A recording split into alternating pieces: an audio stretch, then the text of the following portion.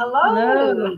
Hi, Doc Hi. Marivic. How are you? It's another Saturday night, and we're looking forward to welcoming everybody in the Philippines and all over the world for joining us yet again for another weekly update of news and some chats about what's going on in the world.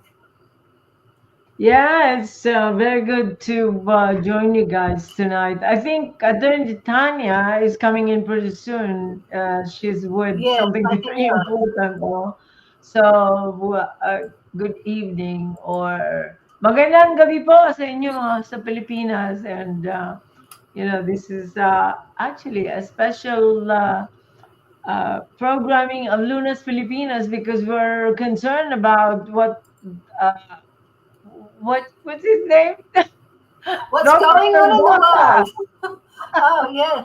Doctor about the WHO. So Saturday, May 24th, 2025. So we'll discuss certain things, and there are a couple of things more that we need to emphasize here. But let's just say hello to everyone. Yeah, please Hello. post your comments.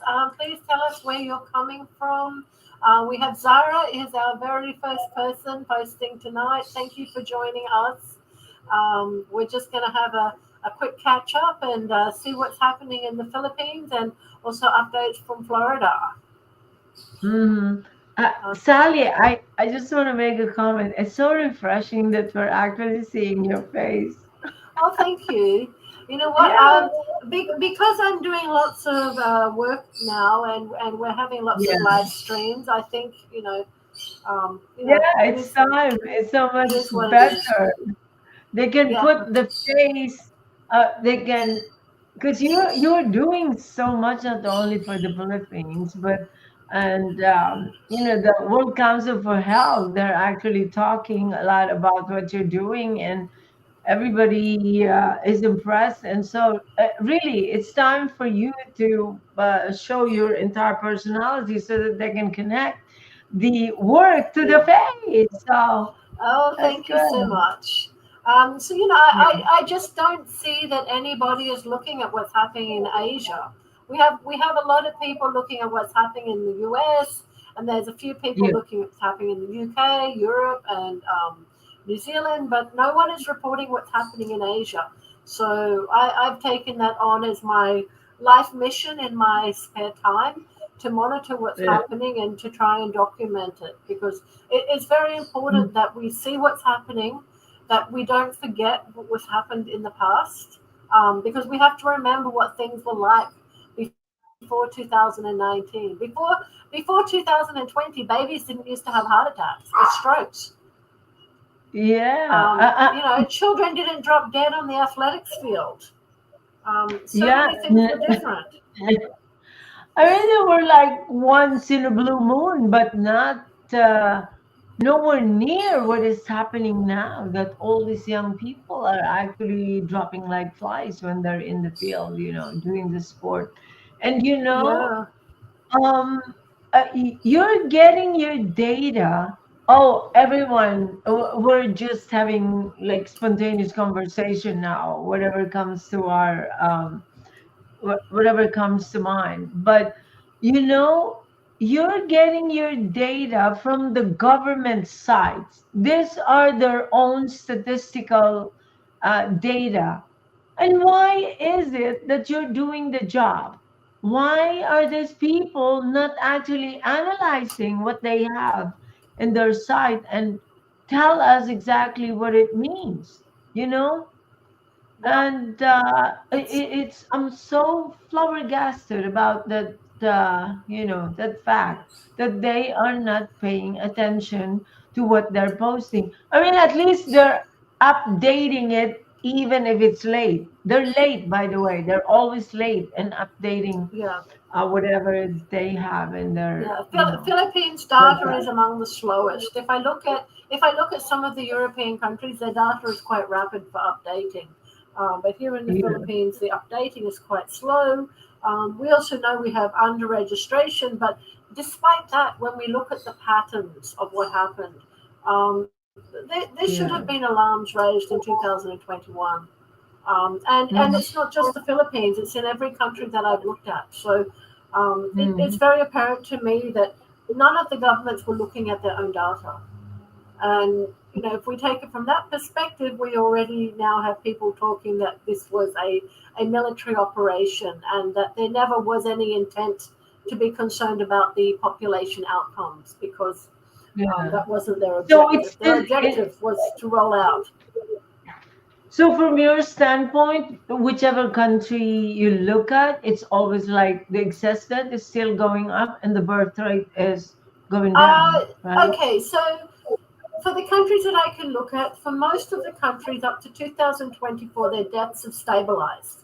So the death rates are higher than they were prior to the pandemic, but they somewhat Mhm. stabilized. But in 2025, I'm looking at data for just in Southeast Asia, like Macau, Hong Kong, Taiwan, and Mhm. Japan, the deaths are going up again. So um, and the big thing I got worried about was the births because what I see is Mhm. everywhere I've looked at, the births are really dropping.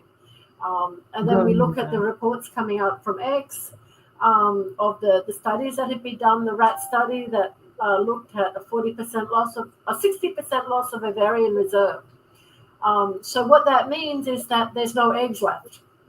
So these That's rats right. they lose the ability to have babies. Yeah. And humans are not rats, but given what we know about the spike protein and the damage that it does to reproductive tissue, and now we're seeing big drops in fertility across the board in all countries that were vaccinated. I think we're looking at the same thing for humans. Yeah. Is it 40% loss of the eggs It's a or 60% loss in ovarian reserve, 60% yeah. loss, and it was progressively worse over time. They Yeah. looked at different periods, and it was getting worse. So what that could mean is that if a rat was vaccinated with a human equivalent dose, and you monitor it over a number of years, the ovarian reserves It goes goes down. down. That means that you might be able to have a baby in the first year after vaccination, but maybe you can't have a baby anymore 3 years after vaccination because And your remaining reserve has dropped. yeah, and you remember the first time that the Pfizer, the data that we were able to extract from them after freedom of speech request, just like what the Yes. our lawyers in the Philippines, the biodistribution of the vaccine. It first observed in the ovaries within the first few hours, right? If you Yeah. remember that, you guys have to go back to what when Pfizer released the information and really the biodistribution. It was very attracted to the ovarian tissues, Tissue. the gonads. Not Yeah. only the ovaries, but also the testicles. I mean, it went there within few hours. I think 3 to 4 hours. So, so just imagine, even if all these eggs don't die right away, but just because it's infiltrated by the vaccine, they will start producing spike protein just because the mRNA is in there. So two things. It's either the eggs die, or number two, if it's able to make it, what kind of embryo are they gonna be producing, Sally? It has mRNA. Yeah. What We don't know. the future We don't know. generation? No matter how you look at it, it's kind of scary. What is it It gonna is. do to the Well, embryo if it's able to make it into consumption? Yeah. yeah, so we had global trending of reducing population even before the pandemic because, there's a very Yeah. big drive for family planning. But now we have the situation where it's not just family planning, it's that many people can't have a baby even when they want them. And this is Yeah. going to lead to, a lot of challenges for the population. So shall we start with our slides? And then we Hey, can you move have on some and chat slides? as we Yeah, go. go ahead. Okay, so welcome everybody. Thank you. Wherever in the world you're signing in from, whether it's the Philippines, internationally, or whether you're joining us for a replay. This is the Lunas Filipinas livecast for Saturday, May 24th, 2025, and it's a very hot night in Manila, and it's not raining, not yet raining. We're looking forward to the rain starting soon. So, thank you to all of our regular viewers. I see Jen, Mompa, I Mhm. see Renzo, I see Jeremy Salvador, Tess Bautista, Elma Vengano, Ariel, and Lucky. Thank you for being here tonight.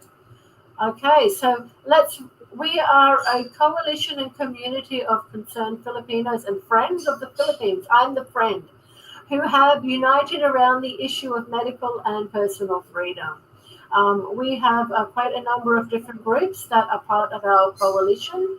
And if anyone listening is going to form their own group, we would welcome you also to become part of our coalition because in numbers we have power and we are also able to support each other. Okay, so shall we read this, Dr. Marivik? Yeah. Okay. We believe this is Lunas Pilipinas. Okay. We believe in a divine creator who created us in his image and likeness. We believe in free will and human rights, freedom of choice, and informed consent. We believe in personal and national sovereignty, self sufficiency, and self reliance. This is what they're violating by joining the host Yes, in that pandemic absolutely. treaty. We Mhm. believe that the Philippines has an important role to play in the liberation and great awakening of humanity. These are powerful. It This is the is. first time I'm it's the first time I'm reading it. Okay. Our mission is to facilitate healing from the division and trauma caused by COVID-19 and to find solution to the various challenges that we face as a nation. That's very And we true. Yeah. believe it's so true. And we believe that we are all part of the problem and therefore we are all part of the solution. Each one of us can make a difference. Yeah.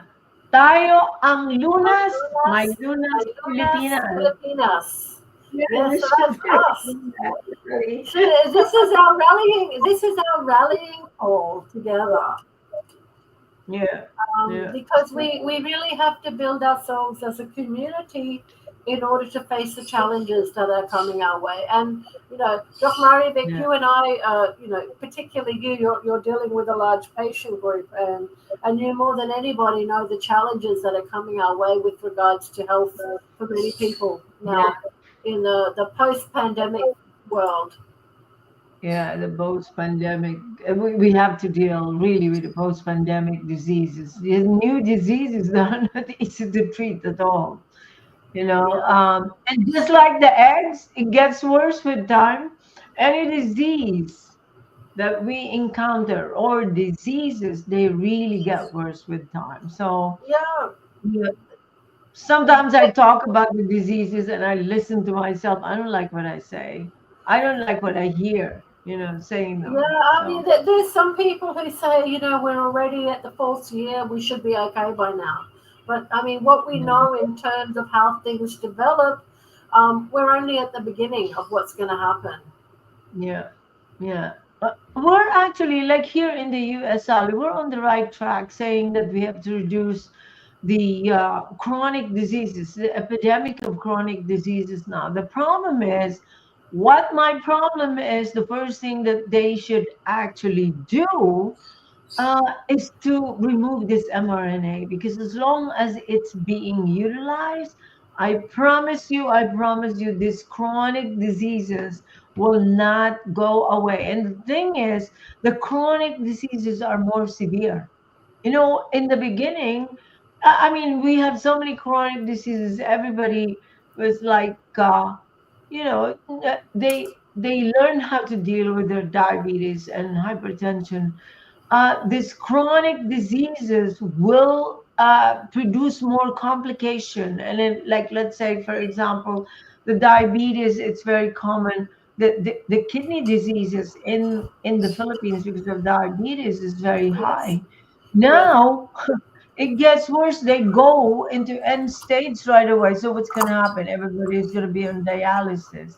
A lot of that dialysis patients. So the progression of chronic diseases is actually accelerated, and more complications from that chronic disease. So it's like, where are you going to go? It's like a death, painfully, dying painfully or something, you Yeah, know. and in the And Philippines, many people don't have access to adequate medical care. yeah, Particularly once you go into the provincial areas. yeah. So, oh, what is this slide? Okay, Oh, this slide is we are live. We are not live on all of the platforms that we want. We're not currently live on Rumble because we're having trouble still with Rumble. Um, we're live on the Lunas Filipinas Facebook page, and we're also live on Dr. Mary Vic on Your and My Ex. And yeah. I hope we're live on the World Council for Health page. So, pardon us that we're not live on all the platforms we would like to be. We are still in a transition stage of getting everything to work. I think I don't know. Is Juan Daquila still active, or because I saw it that Attorney Aaron actually, I don't know. He has. I respect um, his decision because even for CDCPH, Yeah. Well, yeah, we haven't announced any of that yeah. yet for anyone. Oh, But that's, yeah. I'm sorry. that's all right. So Dr. Marivic is here tonight on account of the World Council for Health. And Yeah. Attorney Aaron and the Wonder Killer, they are focusing now particularly on vaccine injuries and health. So they're, Mm, given that so much time has passed, they're refocusing what they do. So that's why I mentioned mhm. we're in a transition period at the moment and working out how we go forwards. But we are still here and we're still committed to being, your information source on a Saturday night. And thank you for being here. Yeah. Okay, so this Mm. is the news of the week. Um, this is DOH Secretary Herbosa chairs the 78th World Health Assembly. And the Health Assembly, a World Health Organization pandemic agreement has been adopted. Although I wouldn't say it's been adopted, I would say it's just been pushed through. Um, because Yeah. it was adopted by consensus, meaning that no one objected. But there were a number of countries that did not agree, did not even join that that session, and it also cannot be signed until the middle of next year because there's certain sections that have not yet been finalized. I think it has something to do, Sally, with sharing of the pathogens. They have to agree on that. What I don't know the details, but that particular area or that particular issue has not been finalized. So nobody can sign that if it's a very important area of discussion, or they need to agree what's going to be shared, who's going to share. And I think it's a very big point of that the Philippines is going to be exploited. Why? Because we have so many things in the Philippines, even the biodiversity of the kind of plant species that we have there, and that's why they want to have a specifically a lab. Moderna. Remember Fauci before he Yes. resigned? That was a very big project, and the reason for that is we are on the top five. I think obviously the rainforest is number one in terms of plant and animal species that we have. They're number one in the world, but we're either on the top five or top three. And so there are a lot of things that they can discover, a lot of things that they can experiment on. just because of having that kind of diversity, whether it's plants or animals. And so I don't know what's happening with the lab that they plan to actually build in the Philippines. Yeah, I that would haven't be in heard Pampanga. anything. Yeah. They want to have a virology lab in Pampanga. One of the Mhm. things that's very concerning that Ralph Dazak, he's already had his funding already stopped. Yeah. EcoHealth Alliance, because they were already implicated in the gain of function research. So That's there right. were projects in the Philippines for investigation of emerging pathogens. Yeah. And Yeah. we, I haven't seen any update on those projects, but I'm assuming with the cutting of funding from the US that those projects would also be suspended. But, you know, what we don't want is the development of new pathogens. And the Yes, more that we that's learn now, it seems that many of the recent pathogens, even hand, foot, and mouth disease, they're saying these were man-made pathogens. They didn't exist before. yeah. That's a very good, very good point. Sally, let me be a little bit controversial here. Let me ask you. Um, Herbosa is the president of the World Health Assembly. So Yeah. why is the president BBM? Uh, I don't know. Was it already effective? He was asking resignation of all these people. Yes, he Oh did. yeah, So, yeah. Yes, President Marcos orders his cabinet to resign after midterm polls dent his political clout. And Herbosa did submit his courtesy resignation a few days ago.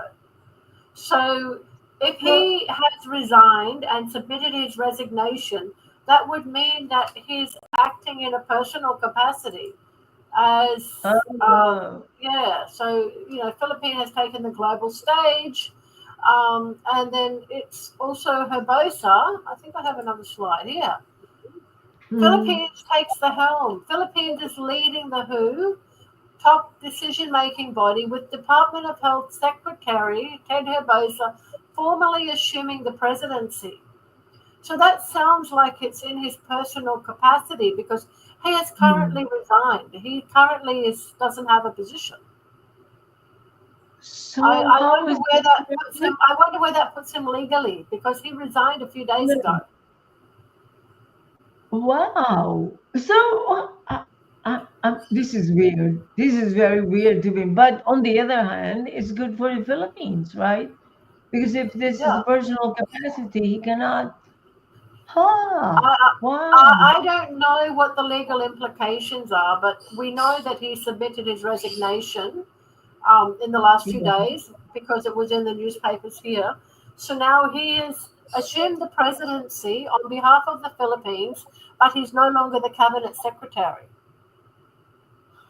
Oh, that's gonna be interesting to find out what he is gonna be if Yeah, he. so that might throw a spanner in the works because he's no longer in Yeah, official capacity with this that's resignation. right.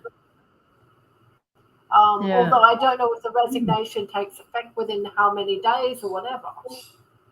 Do you know who what do you call this?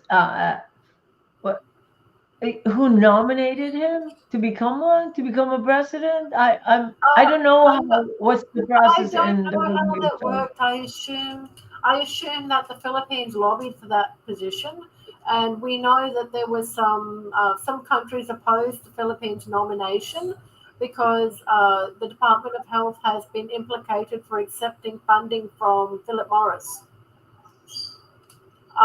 But then there Really? was a vote, yeah. So there were people questioning the nomination of the Philippines Department of Health because of the relationship with tobacco company. But regardless, there was a vote, and the Philippines was voted to be the president of the WHA, Hmm. World Health Assembly.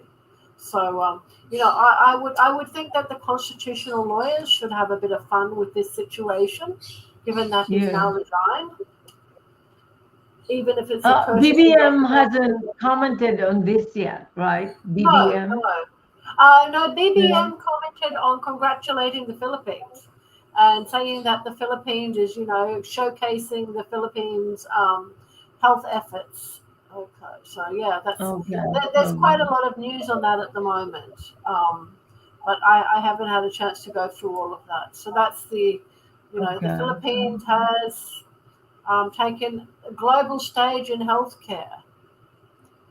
Yeah. So the election, so So he was elected to the president of the 78th World Health Assembly in Geneva, and it symbolizes the Philippines' commitment to addressing health issues worldwide and highlights Philippine healthcare workers' invaluable contributions. But it doesn't How say anything about the Philippines' commitment to health in the Philippines that's because health right. You outcomes in cannot the even Philippines are quite abysmal.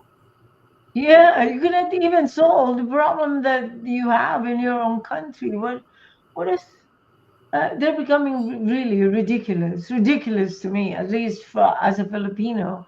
What is he doing there? And I can tell you, he doesn't know anything. He doesn't know anything, really. Well, They he don't recognize. For one thing, you guys went into that hearing in the Congress addressing the excess debts. I excess listened to deaths, what he yes. was saying. It's so, I Yeah, don't know. they claim that people died because they couldn't access health care. But the problem with their argument was that nobody could access health care in 2020, yet hardly anyone died. People only Yeah, died in 2021 after the rollout of the vaccine. And that's a after global the, phenomenon. It's a global yeah. phenomenon. There were, countries like the US and the UK did have excess deaths in 2020 because you had hospital protocols that killed people. In the Philippines, we had excess deaths only in Metro Manila and some of the big metropolitan centers. It's because outside of those centers, the hospitals didn't have the resources to kill people. Um, uh, is he back in the Philippines, I don't think Herbosa? so. I think he's still overseas. I haven't seen anything about him returning yet. So Um, I'm not hmm, sure how long the World Health Assembly goes for. yeah. And I think it's going to be very interesting if we're able to talk to him and we actually ask him, these issues again, because as I said, during you guys during your hearing in the Congress on excess debt, his statement really was ridiculous. I mean, I'm sorry to say this, but this applies to a lot of people, doctors, and politicians. They become so stupid. They just come up with this explanation that don't make sense. They become so stupid, and I won't hesitate to say that because it doesn't benefit any of you. Actually, if they keep on what do you call it, saying this, no, it's not going to help you at all. And then you're going to accept that. How can it be? Uh, Sally, you were saying that what did you say? I remember it that only catastrophic events can do this, and not having access to care. Like, let's say, for example, we have World War II, then it's gonna happen, or a big, I don't know, whatever, uh, a big earthquake, Yeah, correct. or The patterns of death that we saw were not patterns of death that we would see due to infection. The patterns of death that we saw are patterns we would see that would be due to a catastrophic event because suddenly we had a very high death rate right across the population, which had nothing to do with if people die from an illness, you will see a spike in deaths, and then there'll be a recovery, and it will drop. But in the Philippines and everywhere we saw, there was a very big spike in deaths. There was never any recovery from those deaths, hmm, meaning that yeah, a lot of people were killed who would not otherwise have died. Yeah. So yeah, so something killed people in 2021. Of course, we know what that is, but the official narrative is that it's from lack of health care. So Yeah. So, but a lot of people are awake already, Sally. Would you think so? Do you agree to that? That more um, and more people? well, I think a lot of people on the ground in the Philippines are aware that there's something wrong. Um, Yeah. I think the politicians, I think they're obligated to toe the official narrative, because what we heard about the excess deaths inquiry, the Congressman Dan was only allowed to ask what he was allowed to ask. He had to have Um, permission to get there and speak.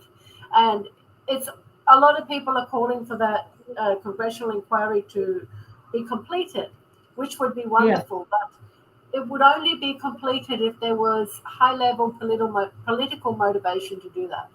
Because it seems that the politicians do what they're told. It doesn't seem that they Mhm. act independently, unfortunately. Mhm.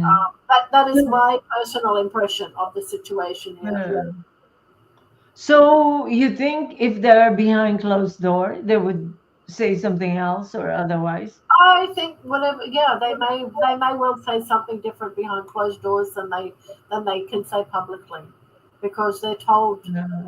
I think there's a lot of games in politics, and I think that's the same everywhere. You've just had Uh, hearings in the U.S. with Senator Ron Johnson, right? yeah. Yeah. And talking about that, it just happened the other day. And obviously, the prominent COVID brains or people like headed by McCullough, Dr. Thorpe, and I forget the names of the others, but they are, the usual popular and really very loud people commenting on the catastrophic effect of the COVID vaccine. And obviously, number one is the myocarditis of Dr. McCullough, Hmm. and he is saying, just like our what we're saying on the eggs of women, that the effect is continuing even up to now. And same thing, the effect on the heart, the myocarditis, is not something acute, but the long-term effect is actually ongoing, is continuing. And so the implication of that, those people who got uh, affected, the lifespan, or the lifespan of these people is definitely shortened. The usual myocarditis, when somebody gets sick of Five myocarditis, years, they 5 years, right? 5 years, yeah, 25% of them, uh, or rather, in 5 years, they have a 25% mortality rate. And that's very high. In 5 years, 25%. We're That's already classic. complaining. Mhm. That's classic We're already myocarditis. complaining about like 1, 2, 3%. We're talking about 25% mortality rate in five Yeah. years. We have Doc Mhm. Romy has just come in. Can I add him to the stage? Let's introduce him. Hey, Doc Romy, how are you? Doc Rami. I I just arrived. We just arrived from outside, so I'm late. Sorry. Ah, Okay. good evening po. Good evening, Doc Romy. Oh, good morning dyan sa inyo. Good morning dito. And Doc Alan is here. We were together yesterday. We had a dinner, or I don't know, late lunch. Nandito si Doc Alan. Pero hindi siya kasama dito sa Zoom. Hindi, because he's so busy.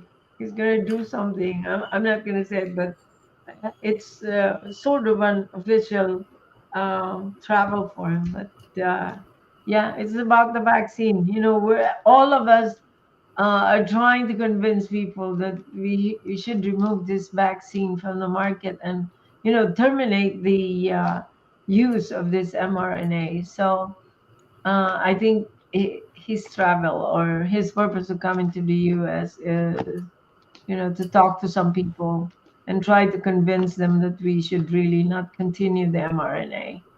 So, Yeah. yeah, I no, I shouldn't be saying that because he should be saying it. Well, next week, or whenever he's coming back, he should be able to say if he comes on the show and say exactly what he's doing here. But it's nice to see or to see Doc Allen in person again, and we were so happy. I gave him a little tour somewhere where I practice, and it was so funny because he said, "I thought you were practicing in like nursing home and stuff." I said, "Doc Allen." And then he saw the entire community. I said, "This is so nice. It's so organized." And he was so amazed that people are using what do you call this golf carts everywhere. And then I showed him, I gave them a tour. The wife was also with him and the sister. So I gave them a tour and two, we call it town squares. And every night the people are dancing there and we have a band. It's like this community is really like Disney World for the retirees. So I had I that. can. Yeah, it is. That's how I call it because you walk around and they're pipe in music, so you can hear the music playing in the background. Yeah. We have both. Maganda and very organized. I wish you guys can come and visit me, and you won't regret. It's a very interesting community, and the retirees, they have fun all the time, every day. Fun, fun, fun. And then when they get sick, they show up in the office to be Haha, and then treated. you're dealing with them all now. So, I and because of know, I that, know. you have a phenomenal data set. Unfortunately, it's made Yeah, up of the histories of real people, but yeah, it's quite fascinating on a theoretical level. But on a human level, what we're seeing happening to people is quite yeah. devastating. Mm-hmm. Um, Doc Romy, bumati ka muna. Okay, so magandang gabi sa nakikinig. Good evening to everybody. I'm sorry I'm late. I don't know what stage you have gone through in this discussion. I can see the headline is Philippines takes the global stage in healthcare. And yes, we're discussing Teddy Herbosa is the president of the 78th World Health Assembly. yeah, and I've read they just finished the approval supposedly of the pandemic agreement. Which But was it's not, Doc Romy what is not going to be signed by the 124 countries yet. They won't be able to sign it because it's not finished yet. And it Oh, has something to do with what do you call this, Ali? PABs the or PVS? pathogens is pathogen sharing mechanisms. Yeah, it's not done. They haven't agreed what they're gonna share, what they're gonna do. I don't know. but the news So I'm looking at, it seems that they have approved already the text. So it's not Really? yet. they're saying it's approved, but it can't be signed yet. We have to remember also that the news is providing propaganda. So even though it's so-called approved, which was by consensus, not by vote, it cannot be signed yet, meaning it cannot be put into effect.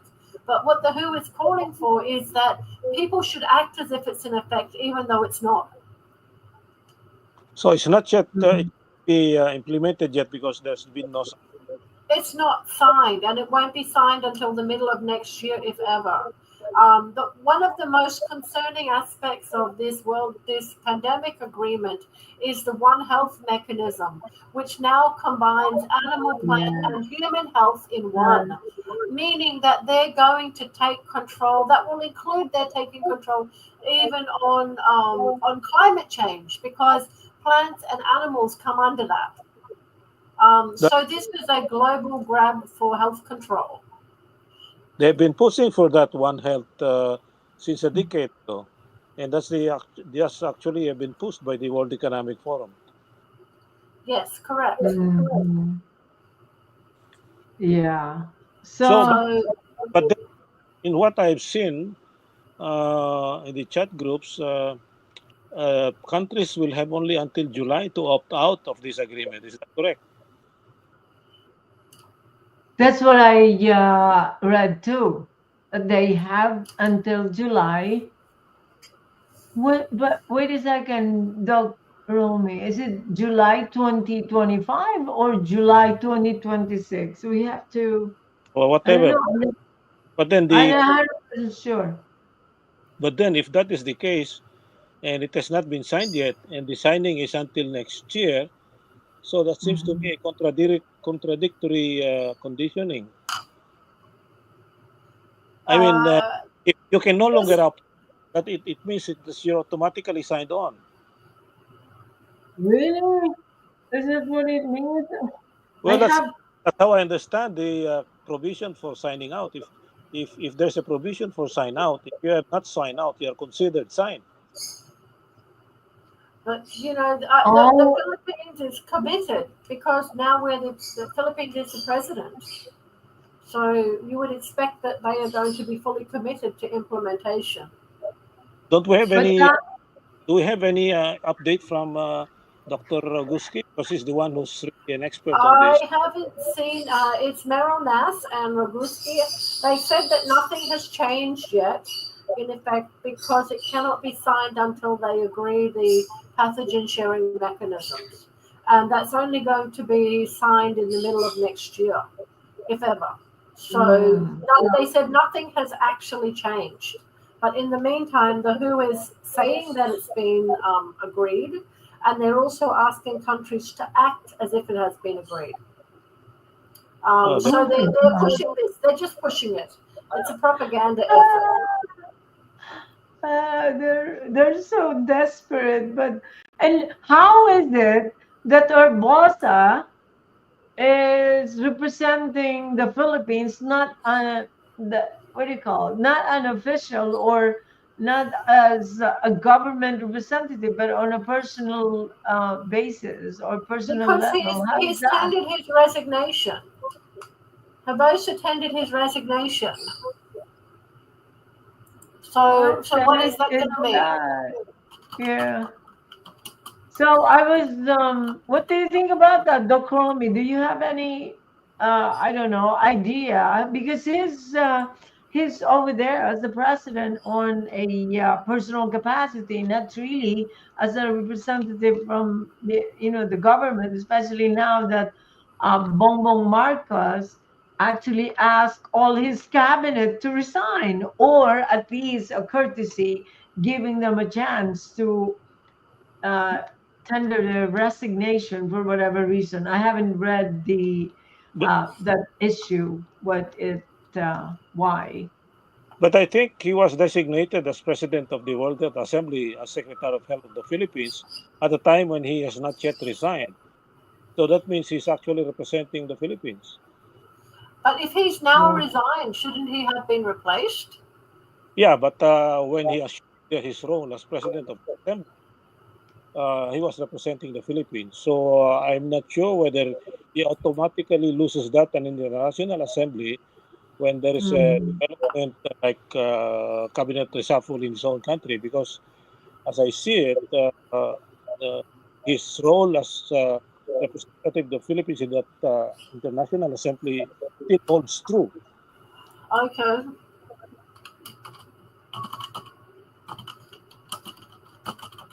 I'm looking up okay. the resignation letter. So basically, what they're doing is just it's like a hype. Like it's not really because nothing has been finalized yet. But I don't know what is they voted for what when they cannot even sign it. They cannot sign it. There's no agreement on the what do you call this, Ali?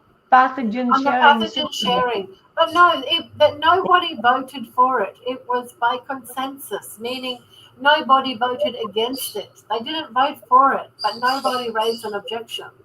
So this is their cheap mechanism that avoids anyone having to vote. The U.S. did not even participate. The No, U.S. like US did not whatever. participate. Italy did not No, did not. participate. There's a number of countries that didn't participate. Um, According to, wait a second, I was reading something from James Rogoski. These are the countries that abstain from voting: Bulgaria, Guatemala, Iran, Israel, Italy, Jamaica, Netherlands, Paraguay, Poland, Russian Federation, and Slovakia. Did not. They abstain. So whatever they voted for. So if it's a consensus, it's a consensus. But it will not be signed just because, again, we are just reiterating this. They cannot be signed. This pandemic treaty cannot be signed by any of these countries because the problem is on the pandemic. Oh, no, no. The pathogen access benefit sharing system. They have not agreed. They don't have a final discussion of that. I don't know who's going to share, what can be shared, blah, blah, blah. But I think knowing WHO, they want everything. If you have something that you're developing. So this is the continuation of the gain of function in uh, frame in a slightly different way. But it's what do you call this? It's bigger because they're involving the all the countries participating. So and they don't have to hide anything, whatever it is that they want to do and what they're doing. Um, if this is approved, then they can do whatever they want to do, and they don't have to ask permission from anyone, and they're not going to be held liable, right? And the one thing is it's gonna be one. What did you say, Sally? One World Health or One, Yeah, One One Health Health. for the One world? Health it covers human, animal, and plant health, meaning it covers all aspects. So So that's instead of the WHO being concerned about human health, it's going to be concerned about the health of everything in the ecosystem. Meaning they will take control over that. So we mm, don't know the implications of that, but they're sure to be nefarious. We know that the objective is we will own nothing and be happy, right? Because they will own everything and control everything. what do you think about that, Doc Rami?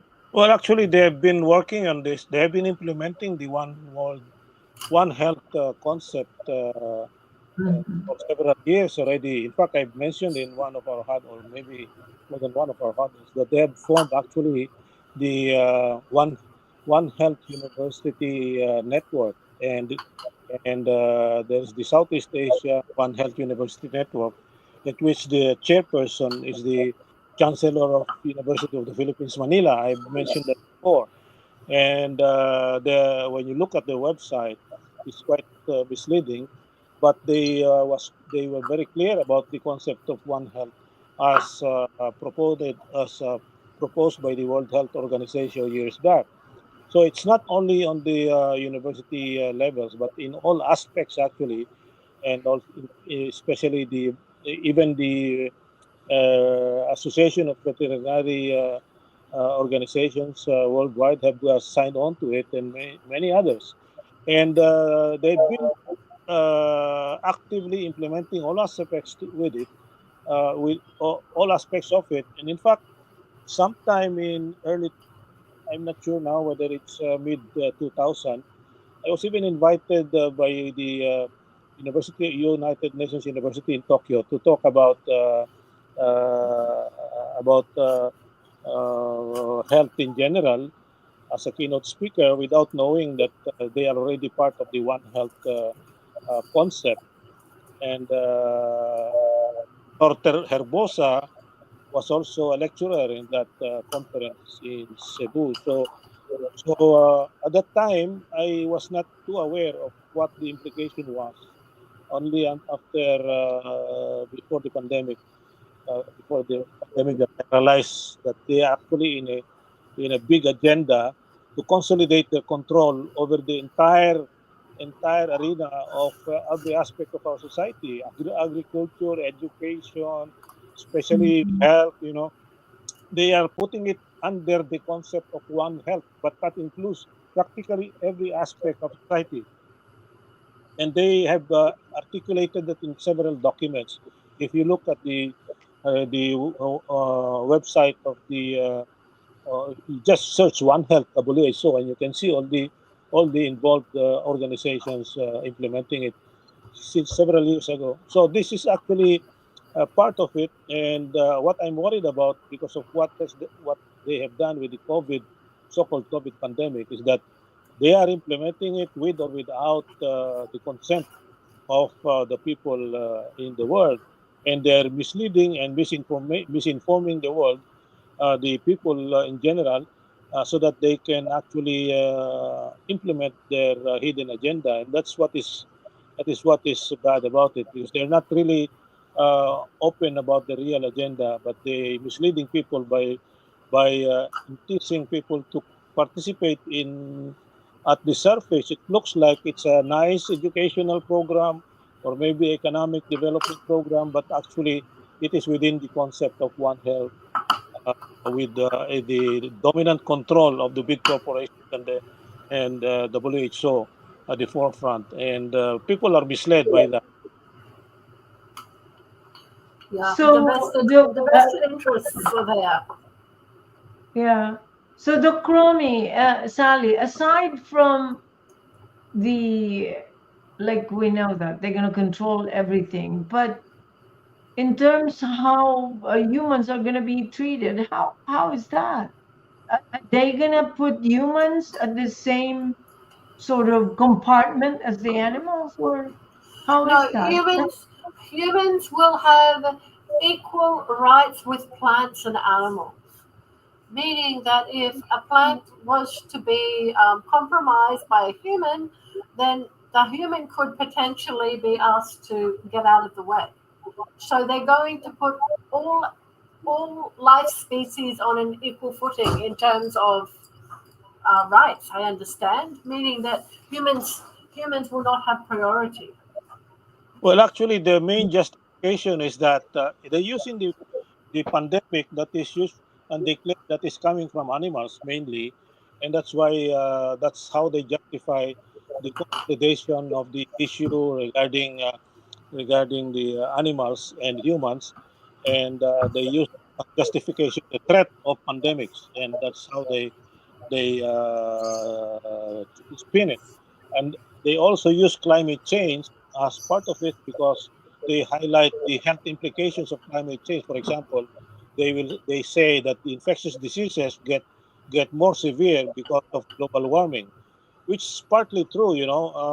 For example, malaria incidents might increase because of some changes in climate, because of the change in the breeding ground of the carrying mosquitoes, including also the other mosquito-borne diseases. So they use that as a justification for surveillance, for medical IDs to be used for surveillance, and also for mass vaccination, because they would say that any potential infectious disease coming out to be pandemic will endanger the whole world, and that's why they say the One Health concept is the more appropriate answer to this kind of potential world crisis of health. So they use that in pushing all their mandatory vaccinations and others, and even developing the messenger RNA vaccines and related nanotechnology to practically push on all the people of the world, supposedly for more efficient emergency response to any global crisis pertaining to global health. So that's how they put it by using health as their main justification for global control. My the biggest issue that I have here, Dr. Sally, is the and you correct me if I'm wrong, but I think I am not because I'm very loud on this. Is the human rights violation, because like let's say for example, we will be mandated by all these vaccines again, or even the lockdowns. It's going to be lockdowns after lockdowns, and they can actually declare that whenever they want because one of the animals farted and it affected the climate. And so that is that is, I think, for me, the number one issue is the human rights violation. You know, your personal sovereignty, not only of course, the country's sovereignty. It looks like it's going to be highly compromised, or it will not exist anymore if we follow whatever they are pushing. And so yeah, I mean, the picture that's coming to my mind during the COVID, we have that experience, and it's horrible, for a lot of people. Probably, like, let's say, me as a practicing physician, I have a lot of, not a lot, but I have more wiggle room than the regular, citizen. But just imagine, we are here like screaming on top of our lungs that whatever happened in COVID during the COVID pandemic, we should not allow it to happen again. And here they are trying to actually upgrade the thing or validating whatever it is that we don't want, and making it legal what they were not able to do during the COVID pandemic. That's how I see it. So the violation is going to be so much that I don't know. The democracy is not going to exist anymore. This is like a complete annihilation of our rights. Is like a complete medical tyranny, and then no more rights for anyone, you guys, because they will always say, okay, this is an emergency, this is what we're going to do, nothing you can do, you just say as I do. I mean, as I say. That is my biggest fear or biggest concern, and I think we should not let this happen. Well, Anybody? I I hope that feel. the US is going to lead the way because the US, at least now, you're fighting against this. You've already stood up to the WHO and said no, and we have Italy and a number of other countries standing up. So we now have an example of people saying no way. So I think what everybody should what should we do? Okay, I think the Philippines is probably captured at this point. But it's very important that perhaps people understand their rights as individuals and citizens, and that there should be a very big grassroots movement, such that people cannot be coerced to do something against their personal interests. Um, Australia has already announced they're going to sign everything. The government is super happy. The government in Australia does not listen to the people of Australia. But yeah, I think everybody needs to, we have to follow what Attorney Ting said. Just do not comply and be very vocal if you disagree with what's going on. Um, yeah, and continue holding our government to account as far as we can in whatever countries we are. So I think it's not time to give up hope. It's time to knuckle down and to educate yourself and others, and understand what we're up against so that we can do something about it. But I really hope the US is going to lead the way, Dr. Marudik. You guys are fighting very hard at the moment. Yeah, I think right now, probably you guys already know that they have they have the hearing with Senator Johnson in the Senate, Yes. opening, or all the experts, or all the, not all, but a lot of them, the COVID brains, that we have here, headed by Dr. McCullough. They testified, and it's actually a very long, well, 3 hours something hearing, and it's posted. I posted it on my FB page. The entire. You just have to go to that link, and all the testimonies and all the letters that they've written officially.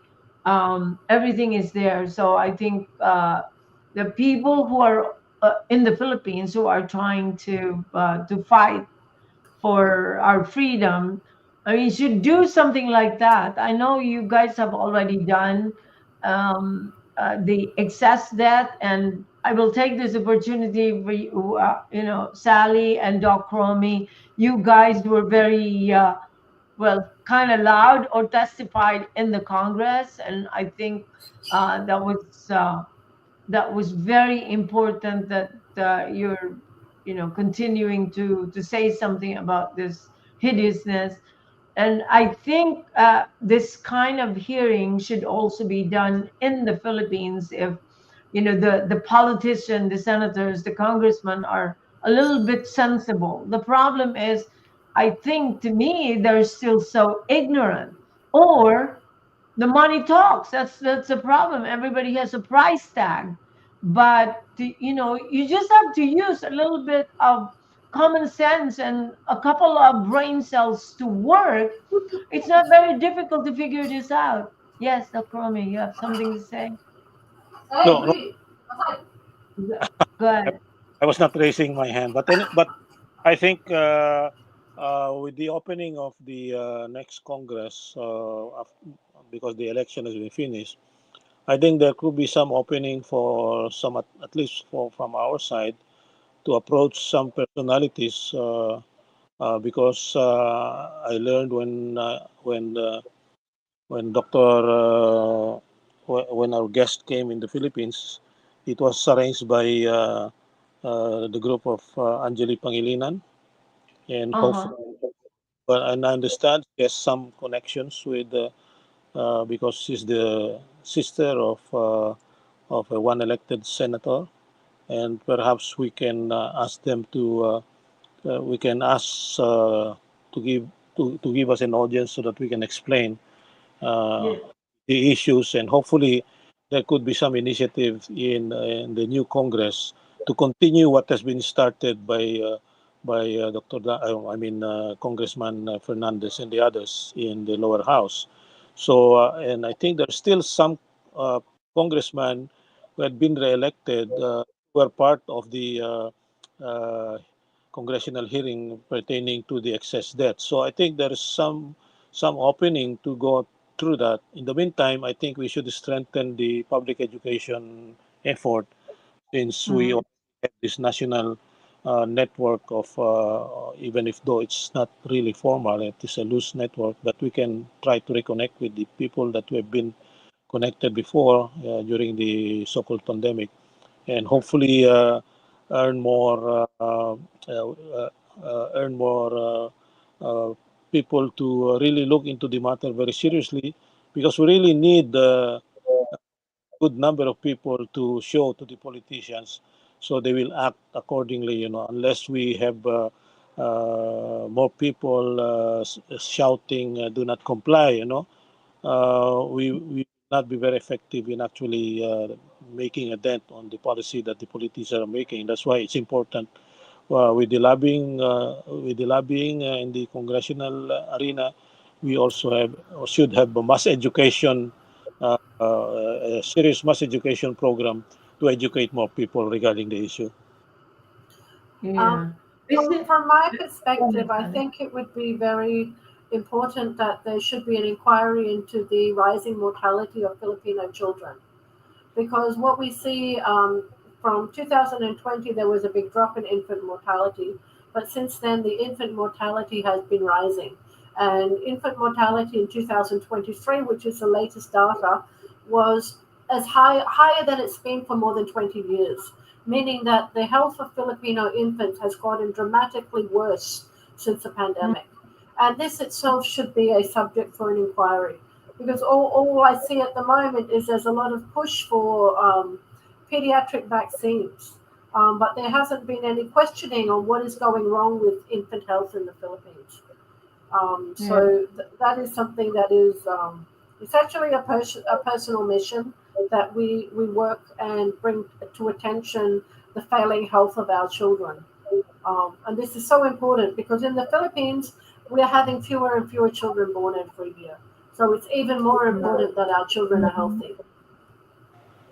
Yes, And that should actually attract more interest, hopefully, with the newly elected politicians, because they always claim that they want to protect children. So it's important that the mhm. data that has been shown by Sally should be distributed more widely, even with the local government, because wherever we can have some opportunity to educate the local government officials regarding this matter, I think we should do that. So we have a lot of work to do. Unfortunately, uh, Yeah. Yeah. while I'm saying this, I'm in not I'm no longer in the same position as I was 10 years ago. So I hope the younger the younger members of our group will be more active.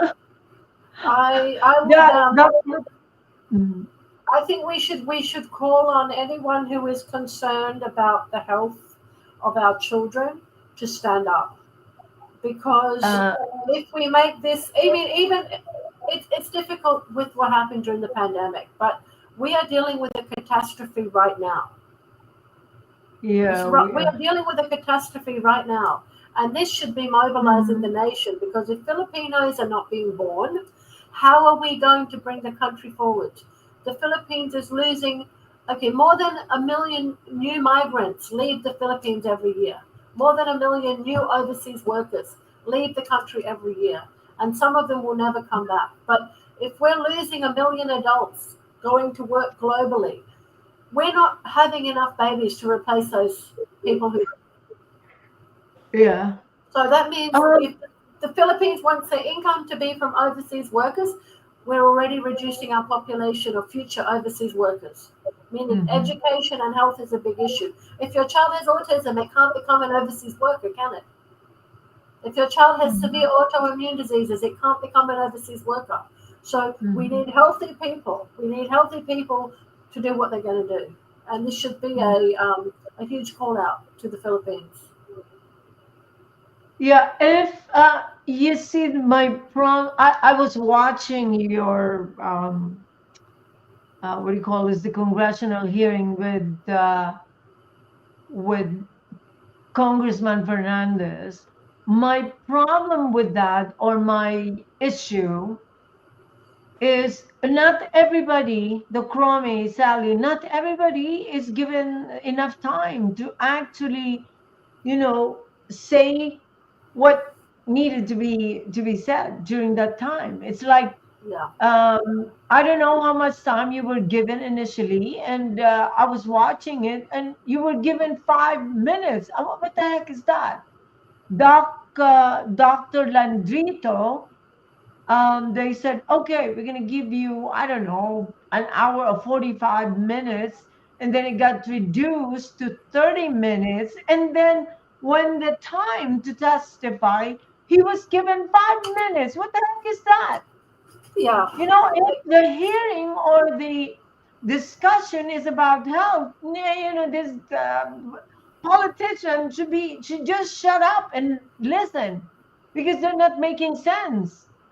And Well, they have to listen. I think it has to be a special session and not a congressional hearing. I'm going to tell you, even if my cases are actually in America, but it's a representative, my findings are so uh damning. myself, looking at the what do you call this, the result, the outcome.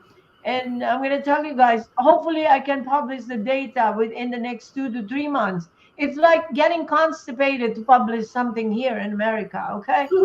But no, really, and it's expensive. You need to pay for the what we call IRB. I don't know yet how much. And Independent review board. yeah, so we have that here, but we need to have a different kind of, whether you call it press conference or something, but and it needs to be in person. It cannot be online like this. I mean, it affects people in a certain way, but you need to be in person and they should be looking at you. They should be seeing you talk because the effect is different. You know, the connection that we create when we talk to people in person. And I promise, if we're able to organize that, uuwi ako. I'm going back. I'll go to the Philippines. But we have to organize it properly. And, you know, when we record it, then that's the time what do you call this? The video should be distributed all over. But I think, in my opinion, it should be in person because we have a group here of all the frontline physicians, and we talk online, blah blah blah. The effect of um, testifying or discussing the issue when you do it in person, the effect is really profound. And I think the Philippines should do that, just like what Senator Johnson did. And there are more to come, and we should continue that way and keep on discussing the issue. So it's still a very big problem. And actually, I think in the previous huddle, when CDCPH was still in place, I even said that the pandemic is not really over. And I still believe that just because of the vaccinated, with the kind of diseases that I see, it's not over. It's like a non-infectious pandemic. and Yeah. and this is the thing that they need to see, and that's why we need to stop the mRNA, just because for this reason. And the thing is, they're not listening, they're not appreciating all this complication or the post-pandemic diseases that we have right now. It's enormous. And that's why, Sally, your exhausted is not going to be, it's not going to stop. And if you don't follow this, you're going to be tricked into thinking that it's the food again. You see, here in America, okay, we focus on the food. That is they're just diverting the focus. But in reality, what they should have done is get this vaccine out of the picture. It needs to be discontinued because this is the main, uh, what do you call this? The main cause of more severe chronic diseases, Yeah. and the lifespan is getting shorter and shorter. And I have the, what do you call this? I should be convincing because I'm here. I'm in the trenches. I'm uh, what do you call this? Treating all these people that are sick, and I can see how they behave clinically, and I can see how they are dying slowly Yeah. at this point. In the Philippines, we're not having COVID vaccines officially anymore. I don't know if there's any Okay. available unofficially. That's Um, very good. so for the Philippines, it's not a matter of stopping the COVID-19 vaccines, but it is still relevant that the Philippines should look at banning the technology because we have to Yes. prepare for what comes next. And the Mhm. other thing is, okay, yes, we're not vaccinating anymore, but there should be a reckoning for what happened. And there should be a recognition that the illnesses that people are dealing with now are not the same as the illnesses they were dealing with in the past. And, Mm. I know the Department of Health is working to expand their services for the Philippines. But, I think if you don't recognize the magnitude of the problem, there's no way you can even begin to address it.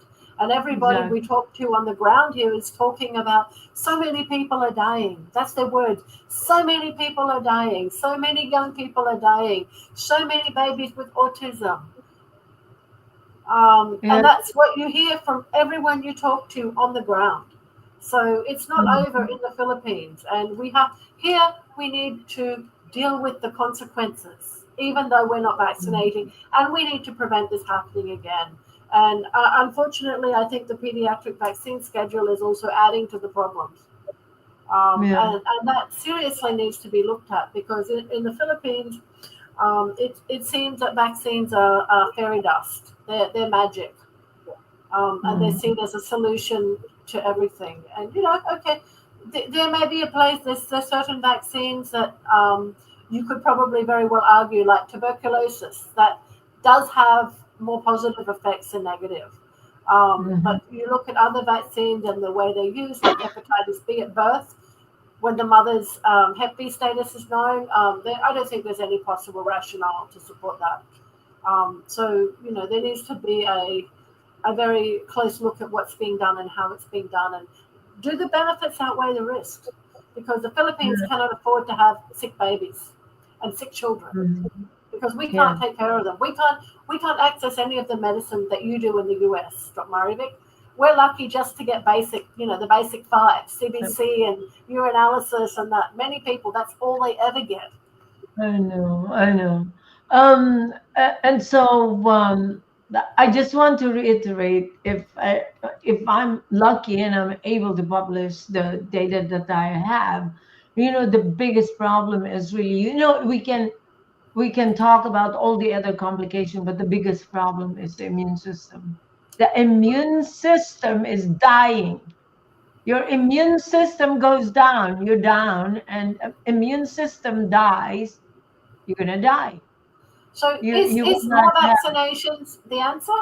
They say, okay, your immune system's that. dead, and now you're at risk of all these infections. Let's vaccinate you for those infections.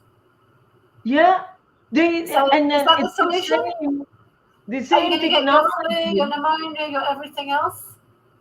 Yeah, they haven't.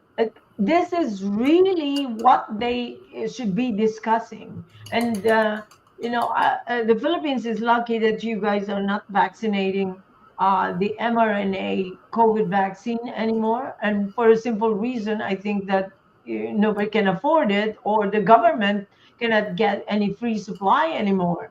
But Yes. here in America, it's still a problem, even though the uptake is so much less. The like in the adults, I think it's only 3%, but they were still able to vaccinate a lot of kids, like nine around, I don't know, 9 million. So just Mm. imagine, and they're still continuing to promote it. If you look at the Philippines, kind of just follow what we're doing here. If you look at the CDC and the new guidelines, I mean, they're trying to minimize the use of mRNA, the COVID mRNA vaccine, the COVID vaccine, but they're keeping it alive. And it's a deadly, it's very deadly, but they're trying to keep it alive. If you look at the guidelines, at least to me, because even if they limited the people who are qualified to take the vaccine, if you put the numbers, it should be around still more than 100 million people would be able to get the vaccine. And so it's going to be available.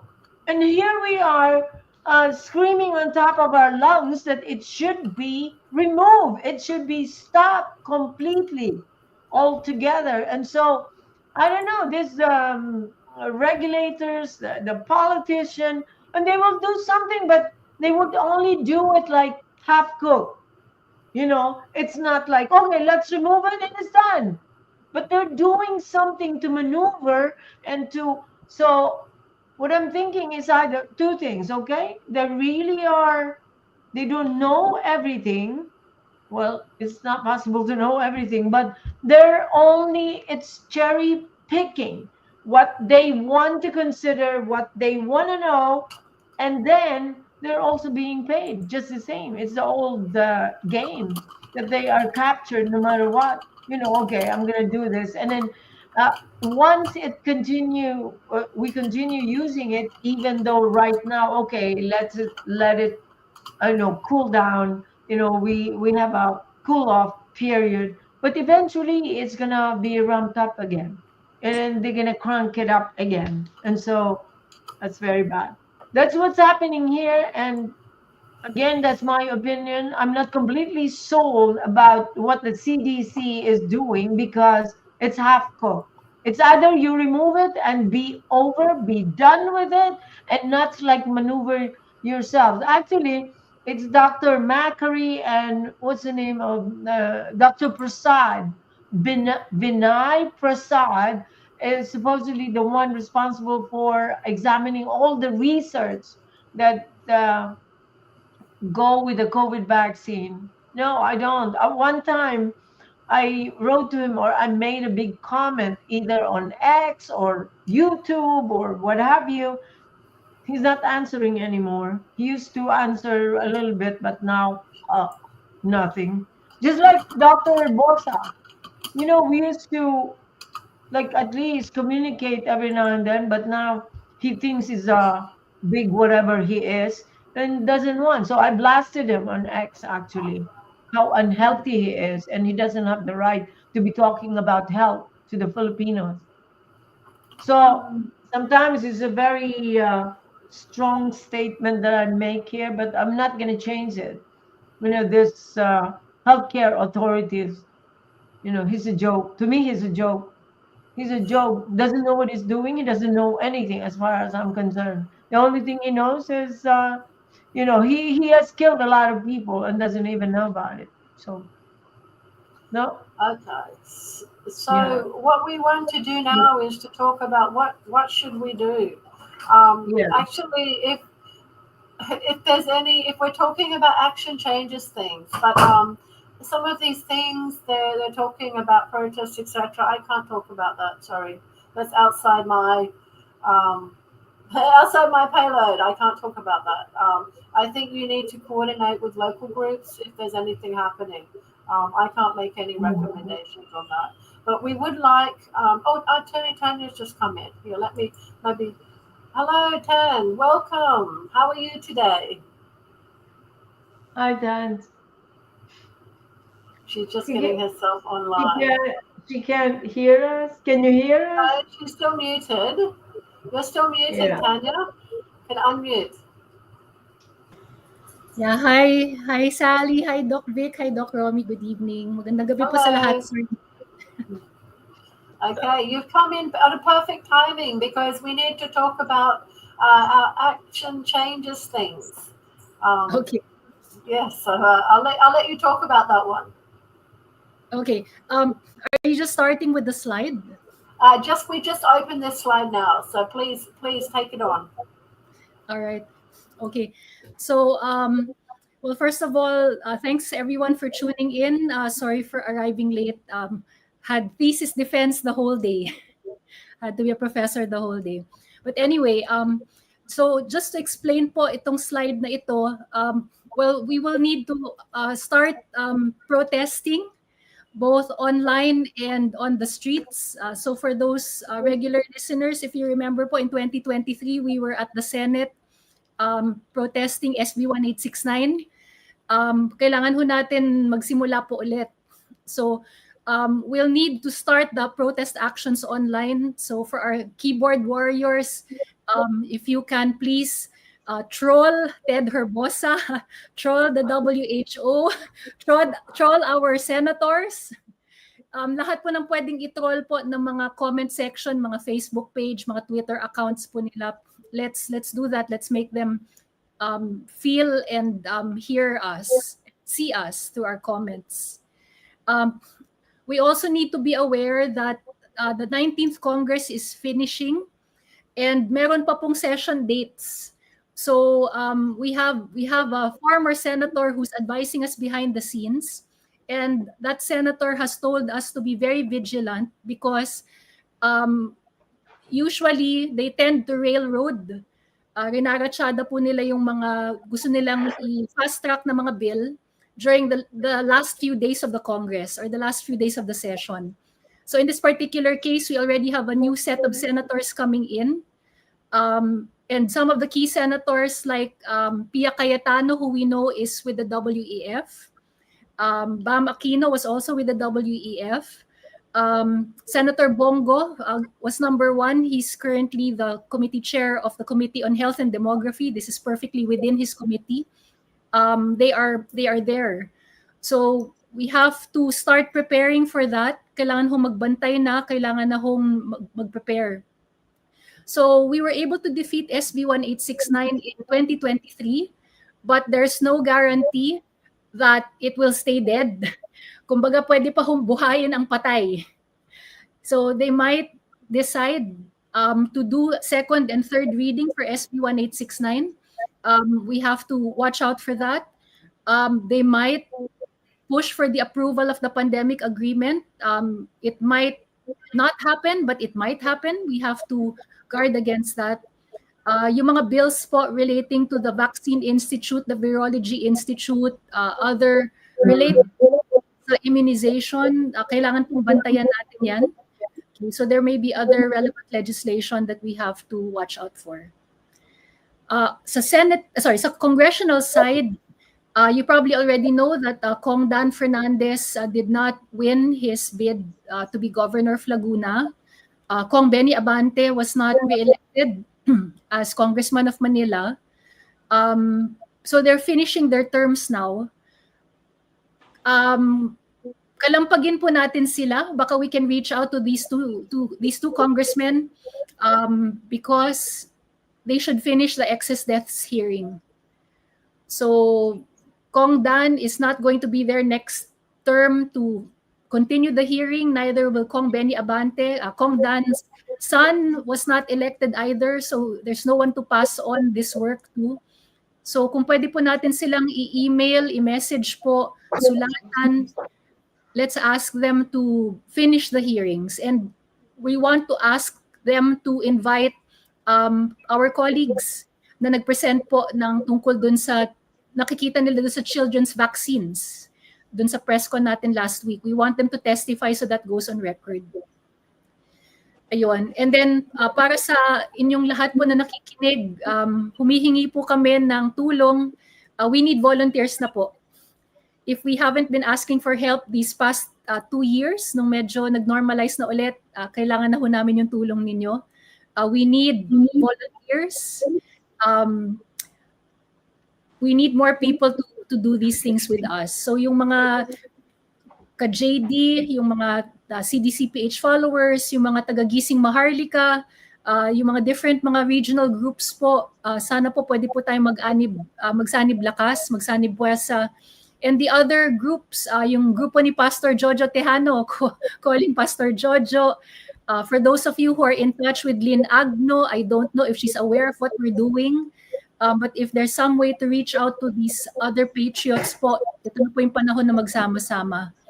And sana po we can also help mobilize resources because yung Senate action will require funds. Right now, lahat po kami, kanya-kanyang bunot po kami. Doc Marivic has been helping to fund this broadcast for many months. Doc Romy also has been volunteering his time and his energy.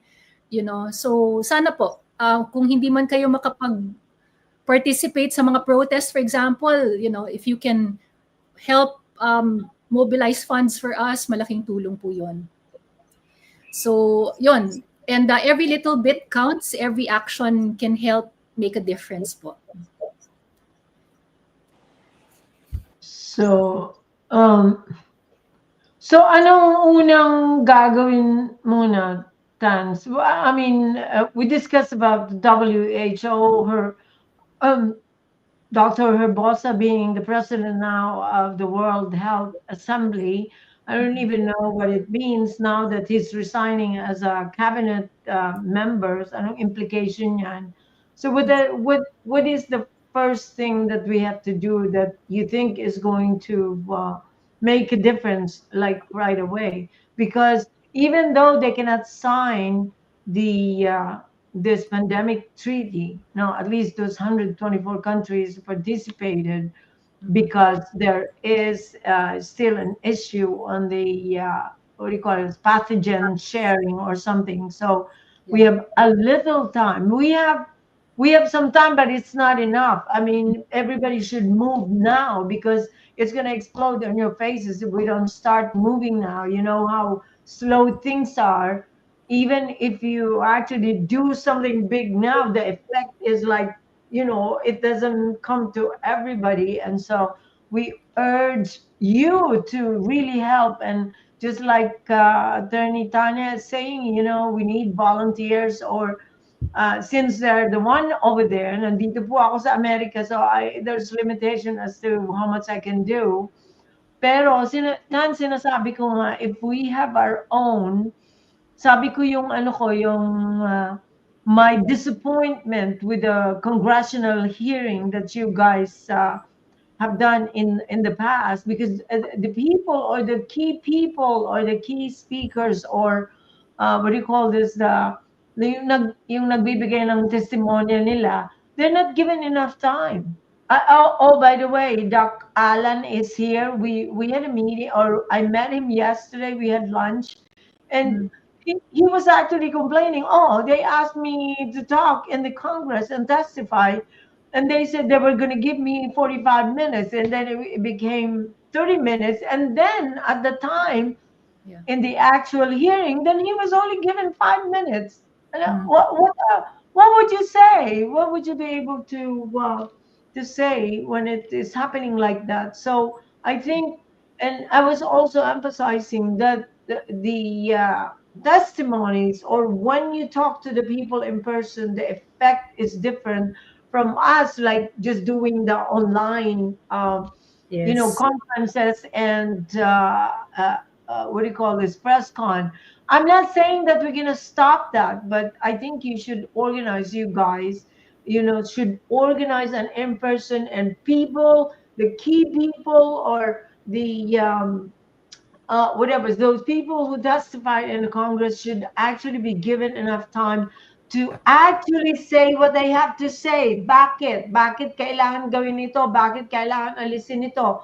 And then we can have, obviously, it needs to be recorded, and it needs to be distributed all over. O kung mangyari yon, uwi ako.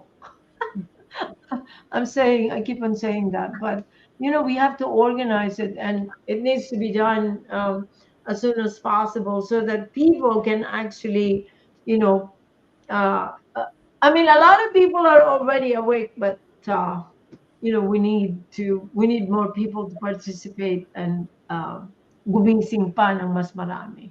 Yun nga sinasabi, Doc Romy, kailangan we need to do something to keep on educating these people, encouraging them to understand, so that they can participate effectively. So Actually, Doc Vic, yung nakikita ko dito kasi is this is actually the time for the vaccine injured to start speaking out.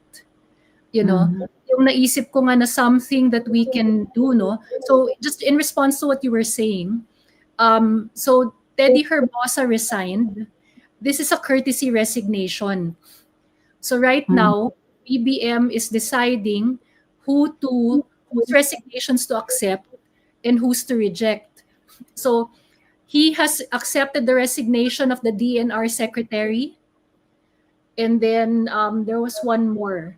Yon. So yung sa Department of Energy, the Department of Energy secretary, who was my one of our professors at UP Law, he will now become the new DNR secretary. May ganon. His economic team, they're continuing to stay on. So as of now, I don't know what the latest is.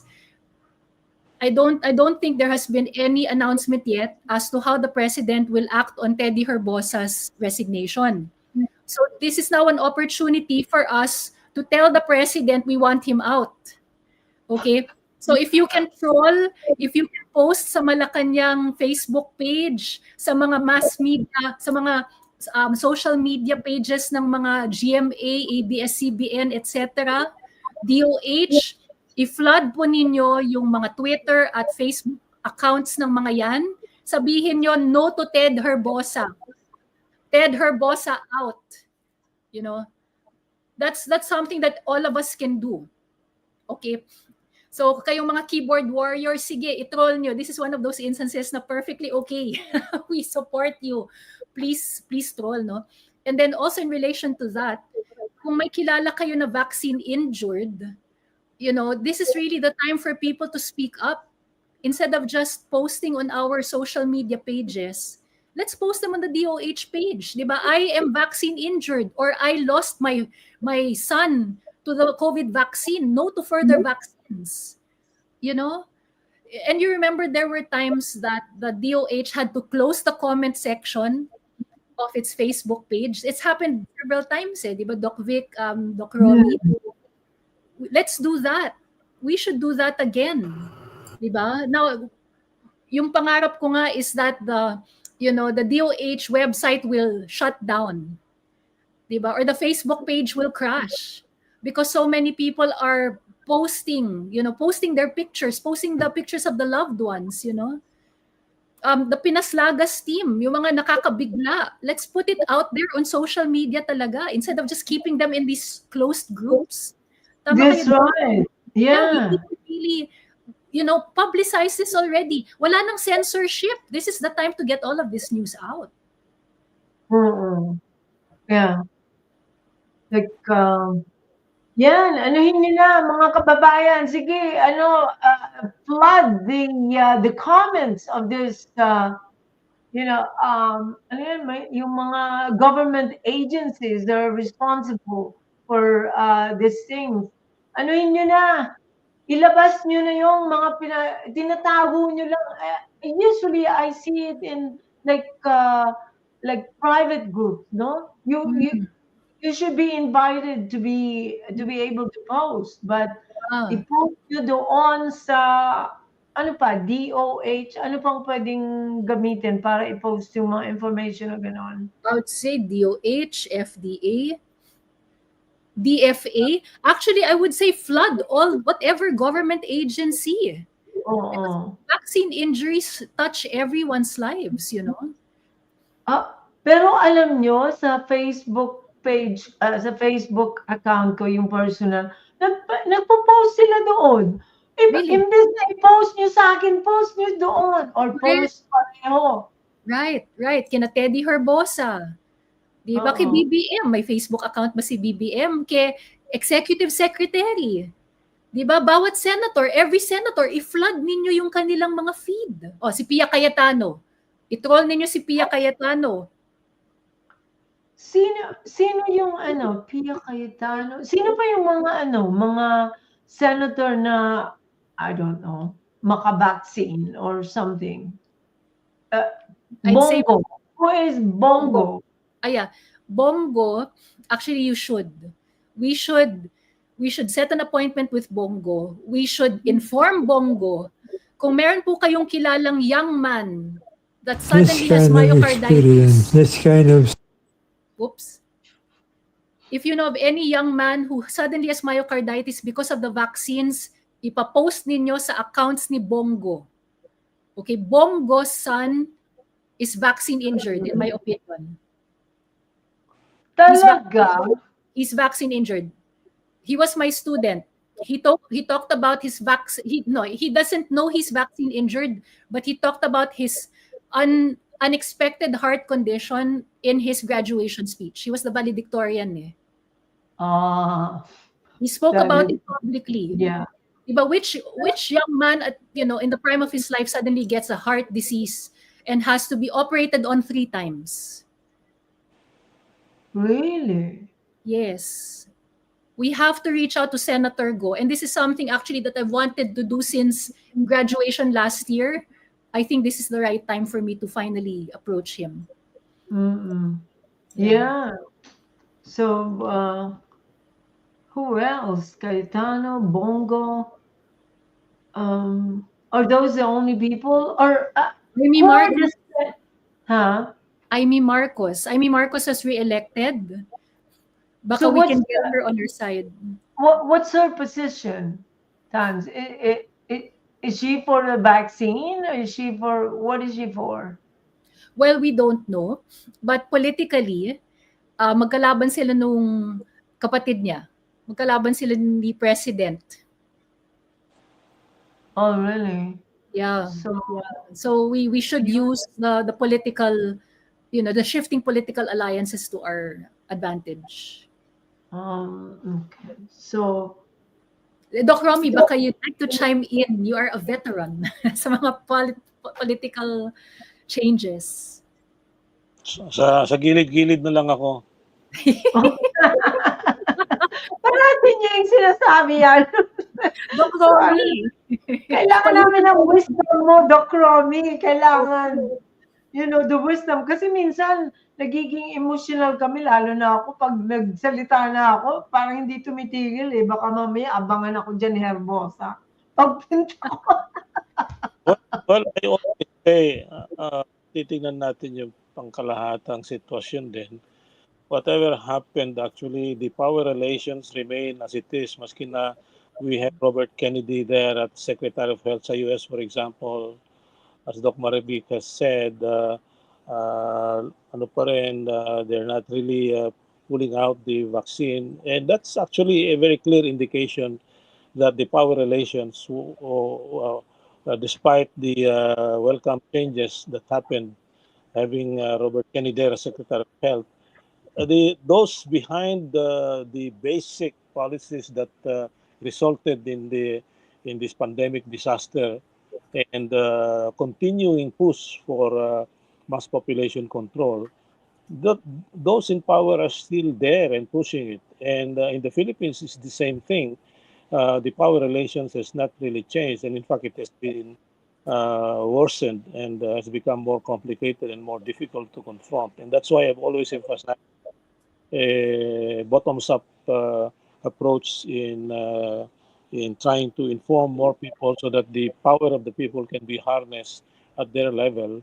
Like what Attorney Tanya said, if those vaccine injured start speaking up, this is a very huge potential for people power. In fact, we could, who knows, we might be able to launch another people power or whatever to really confront this very unjust pandemic agreement looming in the horizon.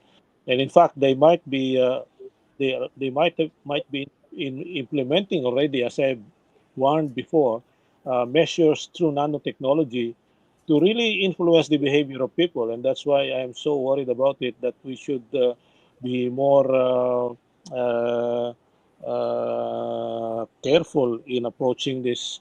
We should not take it for granted that they have all the technology and power behind them to really suppress whatever protest action we might be thinking through mind control. So we should speed up measures to really and find more effective solutions to counter that, despite our limitations. And the only thing that I could think of is to arouse the more of the basic masses, so that we can have real people power again to confront the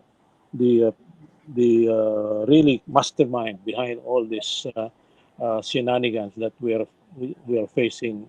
In fact, they haven't stopped pushing for COVID. If you notice, they already reporting again resurgence of COVID in many areas, including the appearance again of monkeypox and things like that. So they haven't given up the pandemic instrument as a means of controlling the population. They haven't given that kind of strategy, you know. So we should keep on pushing, trying to explain to the people that it is an urgent issue for them to really realize what is happening right now and start acting. Um, Dr. Romy, Tans, I have a comment now that Dr. Romy actually mentioned about the resurgence, because there's even like how many countries were they mentioning? Yeah. Ang katotohanan po nito, makinig kayo ha, the pandemic is not over in reality, okay? But it's in the vaccinated. The COVID variants now, or at least the one that's circulating and continuing to mutate, the variants will not, or the current, whatever is the latest one, I already lost track of it, will not kill you. It will not kill you. Okay? I have so many cases of COVID, but they're not reacting anymore. But when they come to my consultation room, the problem is whatever complication you have from getting the COVID vaccine, or even if you had history of recurrent infection of the first, at least first 5 variants, because I'm seeing it now that the presentation, the clinical presentation and complication, both the uh, uh, the previous variants and the vaccine, the clinical presentation is actually exactly the same. So what's happening when you get reinfected, it will aggravate and it will exacerbate all the complication, all the signs and symptoms that you have. So in essence, you get boosted. So you get boosted two ways. You get boosted by injection or you get boosted by infection. So pick your choice. And right now, the COVID uh, infection or the COVID virus is actually truly very contagious. It's so easy to get it. I'm telling you, especially the vaccinated. Mm-hmm. I cannot overemphasize it to you. The COVID vaccine, I don't care if you've gotten one, two, or even half, three, four, five. And can you believe that here in the US, we have people, I have patients who have gotten nine doses. And I am showing it to them. Look, your immune system is almost dead. There's no reasoning. It's like the brain is fried. The brain is fried. You cannot convince them. But I cannot not treat them, so I just treat them. They get like the flu, the cough, or the infection in the lungs. It usually lasts like 3 to 4 months. Where the heck do you find that? Even 5 months. And I have to use so many antibiotics to get rid of the secondary infections that they have. I have quite a few of that. Quite a few, you know. And so for them, and this is just my opinion, you have to doubt what I say. This is the pandemic is not over if you look at how it presents and how it is affecting the people. So, and these are the things that they are not discussing because they don't know or they don't care. You see, you keep on giving this, and it doesn't matter. I even see that if they get the flu vaccine, it also exacerbates what the COVID vaccine did to them. If they get the shingles, they get the shingles. It's coming out. The shingles, there's so many shingles. Like one lady, this was just not too long ago, the entire face Yikes. with shingle, the entire left leg with Wow. shingle.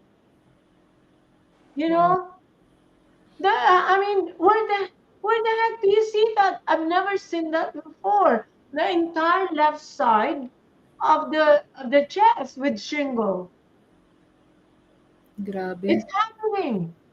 It's happening. Well, at least with my population, but and I'm gonna tell you, the effect of the vaccine is getting worse with time. With Mm. time. That's why it doesn't matter whether you've gotten one or X number of doses because the effect continues and it catches up. Ito, Doc Vic, may shinare si Super Sally. So, news from Australia. The current flu strain circulating in Australia includes severe bleeding. So, bloody noses, nosebleed, where bleeding can be very hard to stop or kailangan ng operations or medical treatment for those who get sick. She just heard this Hmm. from her sister who has relatives with uncontrollable bloody nose. And it so happens that they are fully updated on flu shots.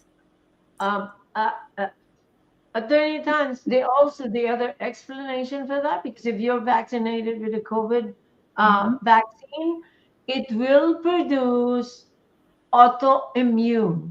The rate of autoimmunity in my population, based on my findings, is around 75%. 75%. So it's almost like And when you have autoimmune, it can attack any part of your body. So in this bleeding, these people can have autoimmune against their platelet.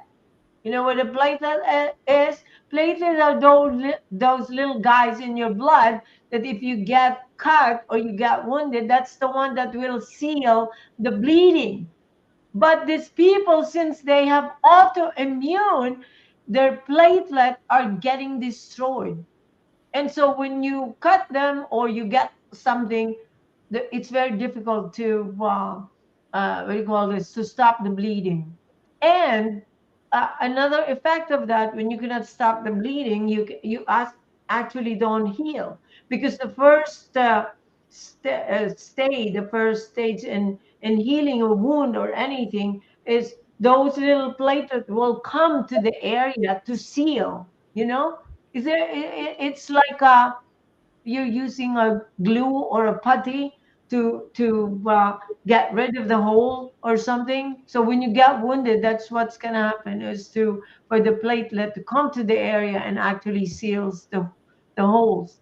And that's one of the most common, effect on blood effect, autoimmune manifestation of the COVID vaccine. I have a very bad case.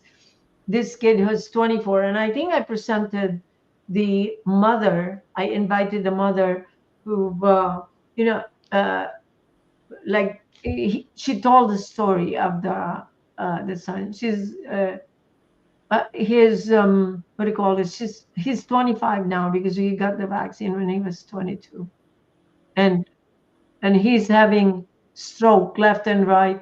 He's having um, even blood clots because he doesn't know whether he's going to have blood clots or he's going to bleed.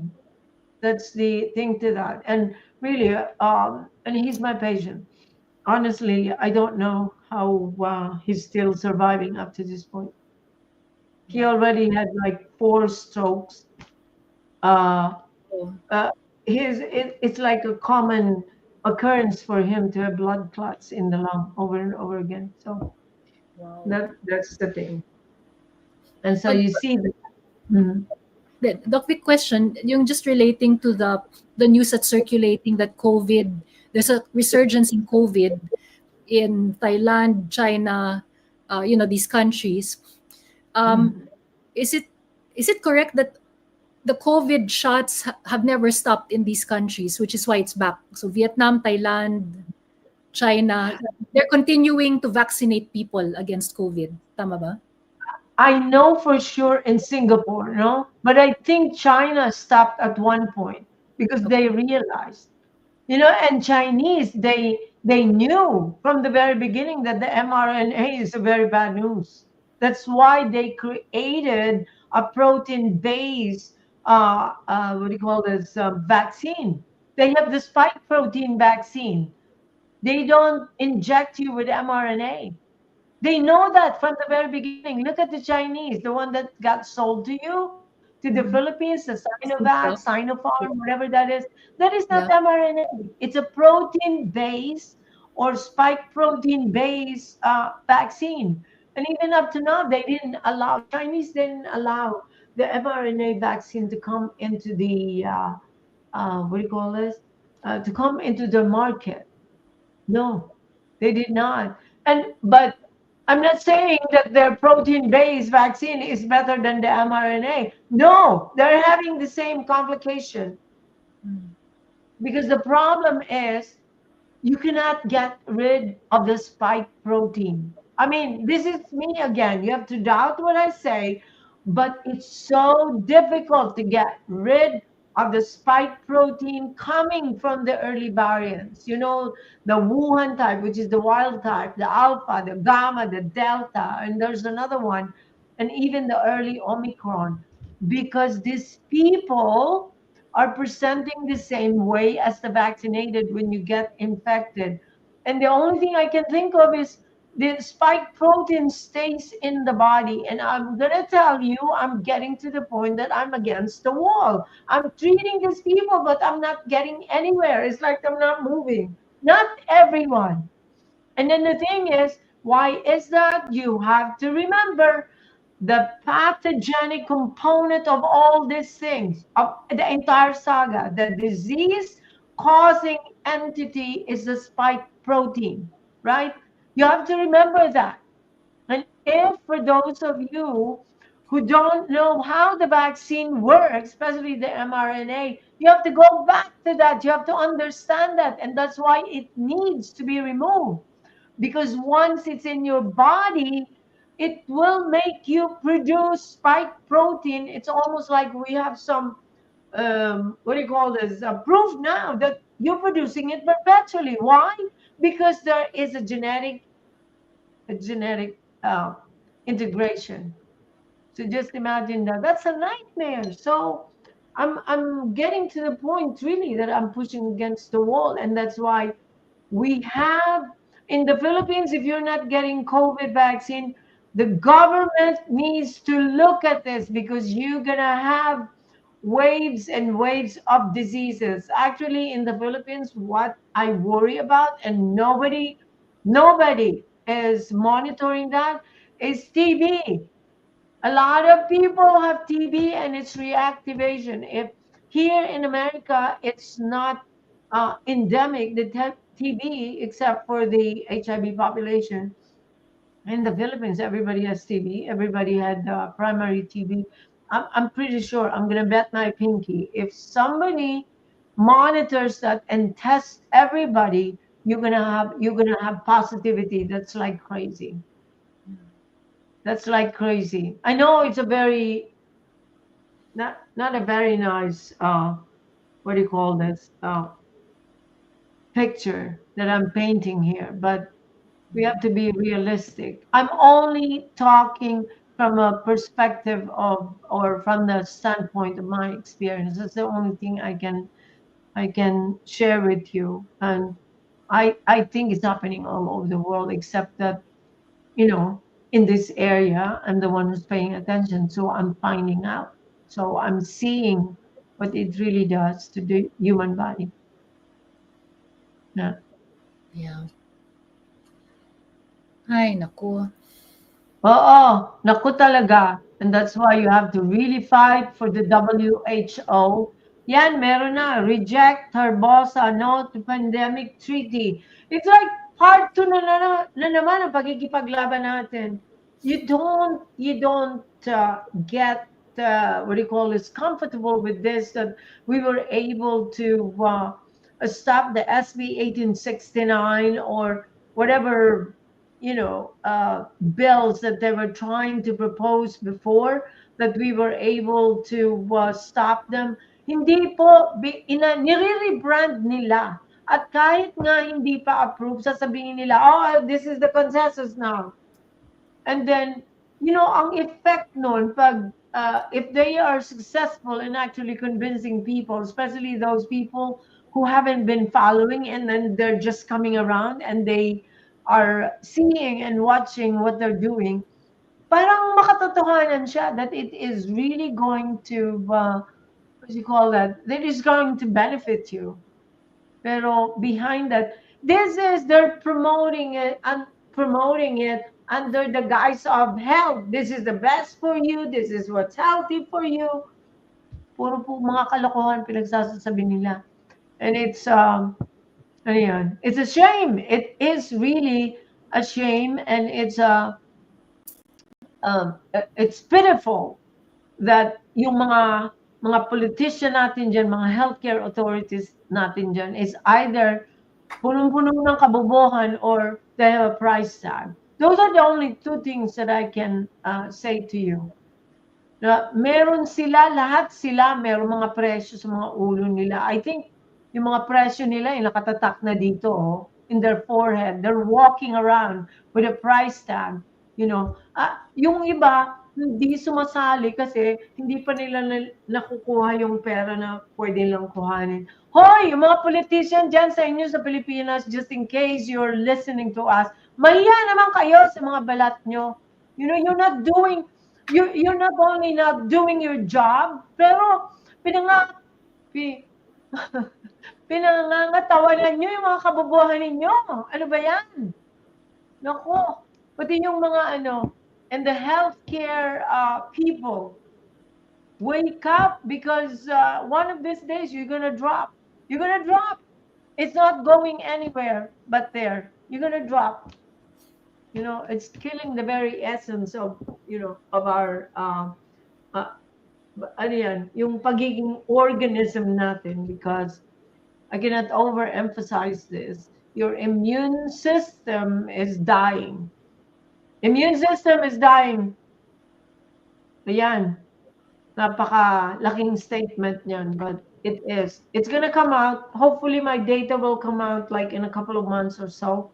Kasi po, hindi mahirap mag-publish kasi yung mga nababayaran, sasabihin nila, oh, that's nothing, we're not gonna accept it.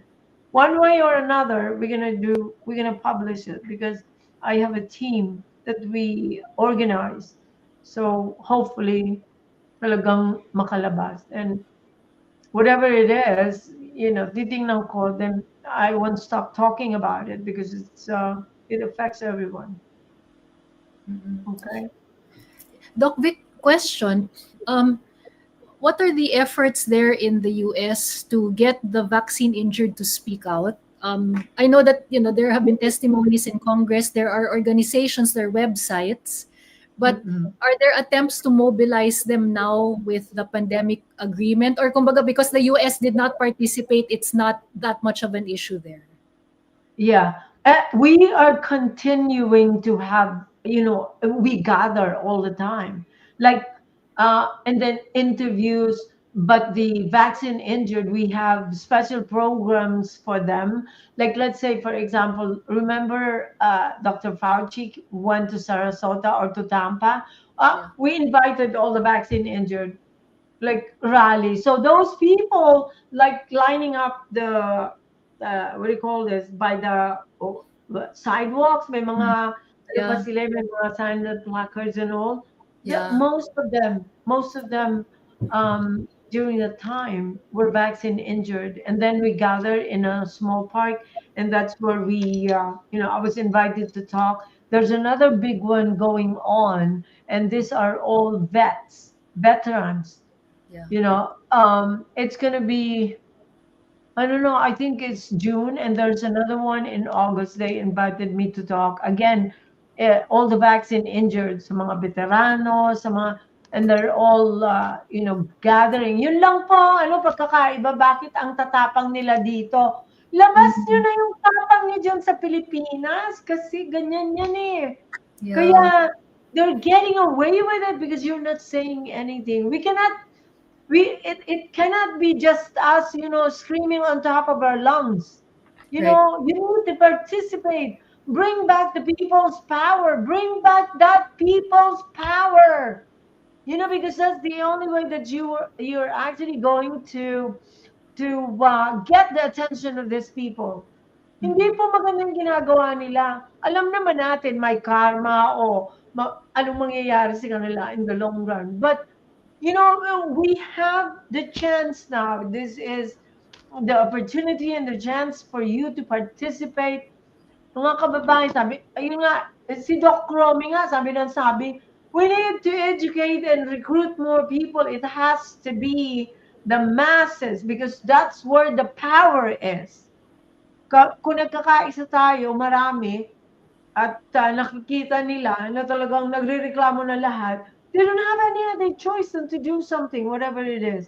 At saka, huwag kayong tumigil kasi alam mo ba, ang ginagawa nila parang paunti-unti, ano ba yun tawag? Tingi.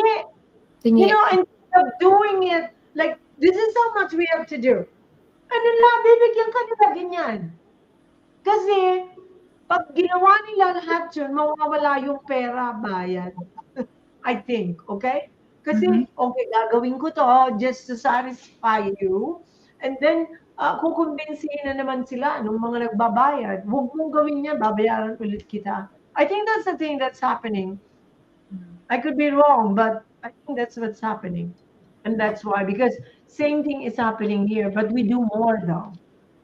Marami kaming ginagawa kasi yung mga Amerikano medyo matatapang.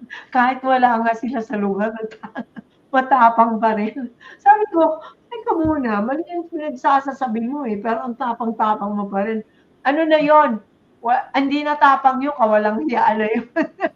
Don't get to that level, okay? Because there's a fine line being matapang at saka yung walang hiya, you know? Hindi na nahihiya. So, you have to, yeah, you have to do what you have to do. Kailangan, kaya magising. Gusto ko yung people's power ng Filipino because that's what we are known for. You have to bring that back so that yung katotohanan na yung totoong change mangyari. Yeah, because when that happened, the Philippines became was on the center stage, you know, sa mundo. So we have to bring that back. Ang nangyayari, nasa stage tayo, pero serbosa yung nandun. Ayaw mo yun. Huwag yun dapat. You know, because we are getting the attention, attorney, but it's Dr. Herbosa. Ano Yun nga. yan? Ano yan? Mali. Mali yun. So, I don't know what's the implication. Ano bang implication, possible implication that Herbosa is the president of the World Health Assembly and he is going to resign or he's not reassigned as the department secretary? Ano mangyayari doon? Well, yung dun sa World Health Organization, he's already done the damage. He's already presided over the adoption of the pandemic agreement.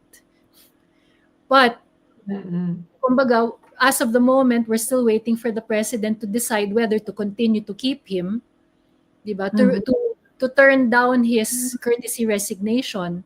So, kung gusto ninyong matanggal na si Secretary Herbosa, ipatrending po natin itong hashtag na we reject Sec Herbosa, no to pandemic treaty. You know, and if this goes viral, actually, this is going to be a slap on the face of Ted Herbosa. Diba? Heto siya presidente ng World Health Assembly, presiding over the adoption of the pandemic agreement, and then here comes the Filipinos worldwide no to pandemic treaty. Di ba nakakahiya yun, Doc Vic? Oo, ipopost ko to. Di ba? I mean, nakakahiya talaga. Nakakahiya talaga. And yun nga, and that's why we really need to, you know, make it reach Malacanang. Mag-post po tayo sa lahat ng mga possible, kahit sa mga websites ng mga, you know, Facebook pages ng GMA, ABC5, yeah, TV5, basta lahat ng pwedeng i-troll po natin. Diba? And then, Doc Vic, I had an insight kasi I think over the past how many years kasi, we've been reaching out to the families ng mga namatayan. We have like Nakakabigla part 2. You know, we have Pinaslagas. We have been focusing on the dead. And we're wondering, why is it that the families of the deceased are not angry? You know? And then I realized they're too busy grieving. They're too busy grieving the loss of their loved ones. And then, we've heard this from many people, wala nang magagawa, hindi na namin maibabalik yung mga loved ones namin. Ipapasa Diyos na lang namin. But that's the wrong... Pero, I think we have to focus on those who are still alive and who are suffering. Yeah. They should be the ones. They should be the ones, you know, rallying. They should be the ones complaining to government, you did this to us. So baka para sa ating mga nanonood, baka mali yung ating focus these past 2 years. Baka we should reach out to the vaccine injured. And instead of telling them, we told you so, diba? That's right. It's like, you know, let's go to government and say, stop this madness, stop these vaccines, stop killing more people, stop injuring us, pay us. You know, yun, PhilHealth. We have to troll PhilHealth. PhilHealth closed the compensation fund. You know, that's wow. Because they're just thinking about the parang immediate effect. We're in the chronic phase of it. At Yeah. hindi pinaiintindi yun. Kailangan intindihin. Doc Romy, anong ano niyo po? Anong masasabi niyo diyan? That our focus was actually, I mean, it's not wrong to focus on the people who died, but paano yung ano pa, yung nabubuhay pa and suffering right now because of the vaccine? Kasi yun ang focus ko ngayon dito at napakarami. You know, I'm doing also twice, at least twice a month. I talk to these people. They gather in my lobby and I just talk, you know, and answer all the questions that they have. But the thing to me is, I don't have to convince them because most of them are my patient, and I will present them. This is your blood test, and what does it mean? And they're bringing their neighbors, they're bringing their cousins or what have you, and I present to them the result of their blood test without the names. No, walang ano, kita ko lang. How is your immune system getting affected? What is the implication of that? And this is the reason why you feel the way you feel. So, yun. Ang lahat naman ng 90% of my patient ay mga retirees. But look at that. I am here, retired, and I want to enjoy life, and I have to deal with this. Yun ang ano, pero mahirap sagutin yung ano, when is it gonna end? Is it gonna get better? I don't have any answer. And the only thing I can tell them is do not stop, because once you stop treating it, you will stop, which means you will stop to exist. So one way that I make them understand is you were given a rusting agent and it's rusting you. And so eventually, if you're a piece of metal, you have so much rust, then it's going to disappear and that's it. And so all the things that we're asking people to do, yung diet ninyo, lifestyle ninyo, mga anti-inflammatory ways, or mga, you know, the herbal stuff, they are all anti-rust agents. So that's one way to make them understand what's happening. And they are okay. Oh, somebody is you keep on talking. Somebody is telling me it's 10:30. Doc Romy, sige, anong opinion mo dyan? And we're about to, I don't know, we've been talking for 1.5 hours already. Ano, sa palagay ko, kailangan pa nating palawakin yung pakikipag-ugnayan doon sa mga vaccine injured. Sa akin lang pag iikot, dumadalas nga yung pag-imbita sa akin sa ibang lugar kasi nga maraming nagpapakonsulta na yung iba, marami pa rin ang hindi nakakapagsuspetsa na konektado sa pagpabakuna nila yung nararamdaman nilang mga sakit. At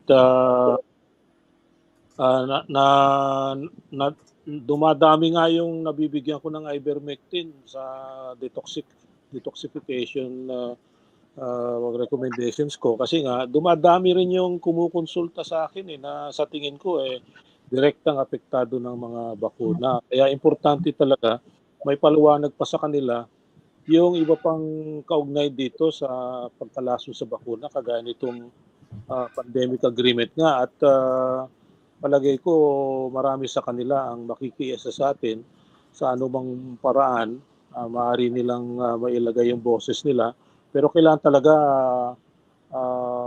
maintindihan pa nila ng mas maliwanag kung ano nangyari bago sila siguro magdesisyon kung anong aksyon ang pwede nilang gawin.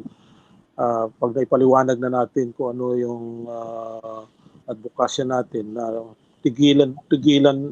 patigilin itong mga messenger RNA vaccine na ito dahil patuloy pa rin kasi yung kanilang pagtutulak nito hindi lang yan hindi lang yung COVID vaccine yung pati sa mga traditional vaccines mukhang ginagamitan na rin nila ng messenger RNA vaccines at nakikita nanobots doon sa vials ng traditional vaccines at hindi magandang sinyalis ito masama talaga ito dahil baka hindi natin alam yung mga katulad na bakuna na ginamit nila sa sa COVID vaccine, ginagamit na rin nila sa mga traditional vaccines kagaya ng hepatitis B vaccine at yung iba pa.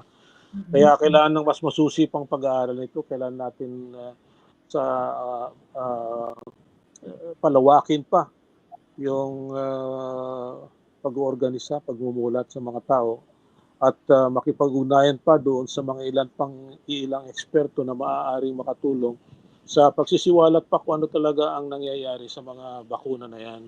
Kagaya ng mga eksperto sa atin ngayon na nabanggit nung nakaraan sa press conference na baka mayroong mga ilan dyan eksperto na makapaggawa pa ng ilang pagsusuri para talaga malaman pa kung ano pa yung ibang lason, iba pang mga bakuna na mayroong mga lason na katulad ng nakita sa unang pagsusuri nila Dr. Villanueva at Penny Reyes. Kaya importante yung patuloy tayong nakikipag-ugnayan sa halos ng sektor ng lipunan, lalo na doon sa mga walang kakayahan na makinig sa katulad nito at magkaroon ng pagkakataon na makipag-ugnayan sa mga katulad natin. Nakararami pa rin. Hindi alam ang sitwasyon talaga eh. Nakararami pa rin. Ang mainstream media, hindi pa rin kinakarga ng mainstream media ang katotohanan. Yun nga eh. Paano nga. Yeah. So yan, we're talking the same about the same thing na kailangan talaga na gisingin palalo ang mga tao, and we have to continue talking about the vaccine injuries and the vaccine complication. Nasa chronic stage na po tayo, and it's a different presentation. At kahit na yung COVID ay bumabalik at marami, it is expected because the COVID virus is very contagious right now. Talagang meron na po, Doc Romy, Attorney Tans, meron talagang asymptomatic infection, nakakainis. Kasi tinitingnan ko kasi they have the vaccine injured, they have a regular follow-up with me every 6 months now. And then they come in when they have acute symptoms. Kung nagkakasakit sila in between, then I see them. Pero makikita mo, yung pag tinest mo ulit sila, sasabihin ko sa kanila, oh, you got infected. You had another infection. Oh, no, I did not. I said, I'm telling you, you had one. Because I can see it in their blood test. I said, when did I get one? I said, most likely between this period and this period. Sabi niya, hindi ako nagkasakit. I don't remember being sick. So this is what I'm emphasizing to you, that the presentation is completely different now. Okay? It's different. Again, this is my assessment, okay? But I think I'm correct. You know, I mean, it's the experience on these people that is teaching me to come up with this conclusion. And so, yun ang pandemic ngayon. That's the presentation is different. It's a completely different presentation how COVID is performing or behaving clinically. So, kung ano ang magiging solusyon nito, kailangan po natin ng tulong kasi hindi kakayanin. I mean, I'd like to discover something na talagang ito yung definite treatment. The closest that I can tell you, yung pong bilyonaryo na in-interview ni Tucker Carlson, si Dr. Soon Shong, na nasa California. He has an agent called BioShield. It's supposed to eliminate completely the spike protein, but he is not considering about the idea that there is a genetic integration. Yeah, you can eliminate the virus like during the infection, I guess, or how is it? Because we have different. His idea actually, nagmamatch doon sa findings ko with the data or my paper that's going to be hopefully can be published in the next few months, 2 to 3 months. I'm gonna push for that. So, yun lang. Walang definite na sagot o magagamot ba talaga natin yan? That's the most difficult question I always encounter with my patient. Ano sasabihin ko? Wala. I'm being truthful. Wala po. But Okay. just to respond to what Doc Romy said about the need to educate yung mga vax injured, and si Kuro points out nga dito sa kanyang comment na marami pa rin Pinoy na di alam affected sila ng bakuna. Marami kasi sa mga yan, kung hindi sa mainstream media galing ang info, di pa rin sila maniniwala. We have actually produced a short video. We'd like to officially launch it today. We posted it earlier in the week on the Lunas Pilipinas Facebook page, but we would like to launch it officially on tonight's broadcast. This can be our way of educating them. Na sana we can share this widely. It's not more than 2 minutes long. And we'll ask Super Sally, who's behind the scenes, she's backstage, if she can play this for us. And it's going to respond to what Doc Romy was saying about perhaps all the vaccines are suspect already based on what we saw dun sa press con last week. Oo. So, Super Sally, can you play the video, please? This kind of experience, this kind of sickness, never happened before. Never happened before. I don't know why is this happening to me. Heavy, heavy. Heavy, heavy. Across the world, thousands are asking the same question. Symptoms that don't fit the textbook. They say everything looks normal, but it doesn't feel normal. Each time, a new theory. It's stress, it's anxiety, it's hormones, but no one dares to ask. Could it be something else? For many, it began after one routine procedure, a shot. But any mention of this link is dismissed. So we started looking closer, under the microscope. Disturbing results, structures that shouldn't be there. And when blood was added, the cells began dying.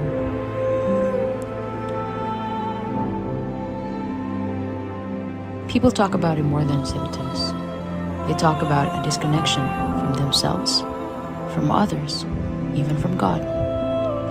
The fruits of the Spirit, kindness, peace, temperance, they're fading too. This isn't hysteria. This is real life. So why can't we talk about it?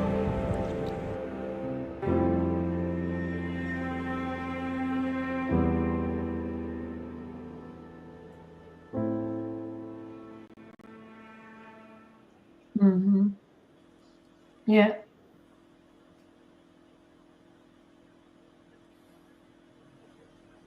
So, Tans, I'm at this point. I just want to emphasize that everybody who's vaccinated, I'm to this point, okay, is injured.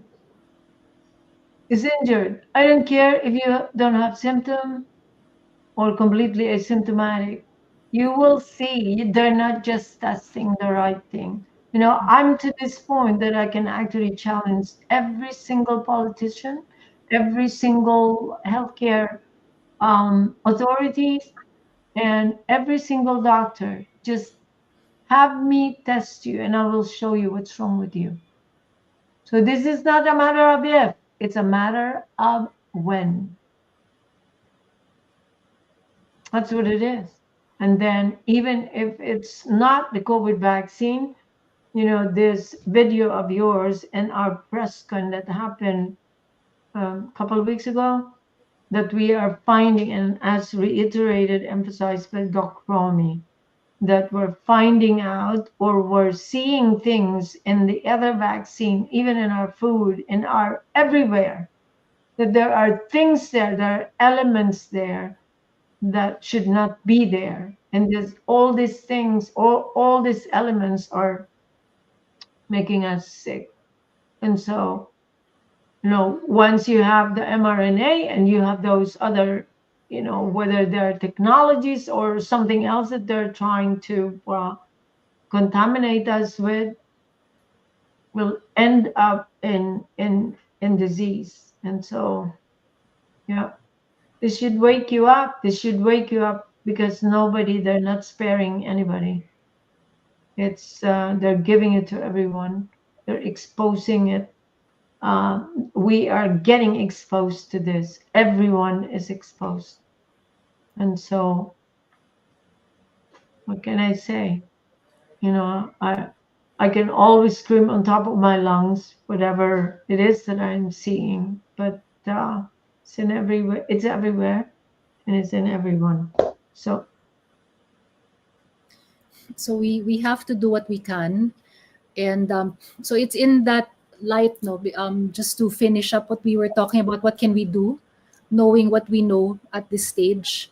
Um, we will be calling for a series of meetings for the patriots who want to get involved, or who want to figure out next moves. So tomorrow, si Miss Penny and I will be hosting an online session for the patriots. We call it an exhale session. It's going to be 3 to 4 p.m. tomorrow via Zoom. We will be disseminating the announcements via the Lunas Pilipinas Facebook page. We'll also be asking for the assistance of Super Sally and Doc Marivic to post on their pages. For those of you who are wondering why we're not on Juan Dakila tonight, we are asking the same question. Okay. But I think it's already part of the changes that we will be seeing moving forward. Okay. So our main channel for dissemination of information relating to next steps will be the Lunas Pilipinas channels. So the Facebook page and our YouTube channel. Okay. And then of course with the kind of assistance of Super Sally and Rivic. So tomorrow, kung gusto po nitong magpahinga at magbuntong hininga, we're going to have an exhale session ng 3 to 4 p.m. Si Miss Penny will lead us in a series of exercises so that we can at least try to calm down, because I think it's so easy to get really anxious because of what's happening in the world. And in the next few weeks, we need to learn how to calm ourselves down. So, kailangan, in order to act, with a clear mind, we need to calm our emotions. Okay, so tomorrow you're all invited to that. And then on Monday, magtatawag din po ako ng online meeting po ng mga patriots from 8 to 9:30 p.m. Also on Zoom. And we will discuss next steps. I will be sending out to the different groups. For those of you who are interested to participate, please send us a message on the Lunas Pilipinas Facebook page. Message us, or you can message me privately, or maybe message Super Sally privately, so that we can also invite you. Medyo nagbabago po yung mga configurations, nagbabago po yung mga alignment. Yung mga dating active po, for whatever reason, we don't judge. Who are we to judge? Hindi na busy. Hindi na kasama kasi busy na with other things. And we respect that. But perhaps there are some of you na hindi masyadong active before who now want to step up. We will be glad to have you on board. Okay, so we're calling for volunteers. Nananawagan po kami for volunteers. And there are many ways by which you can participate. You can participate sa online action. You can participate sa paglalabi sa Senado or sa Congress.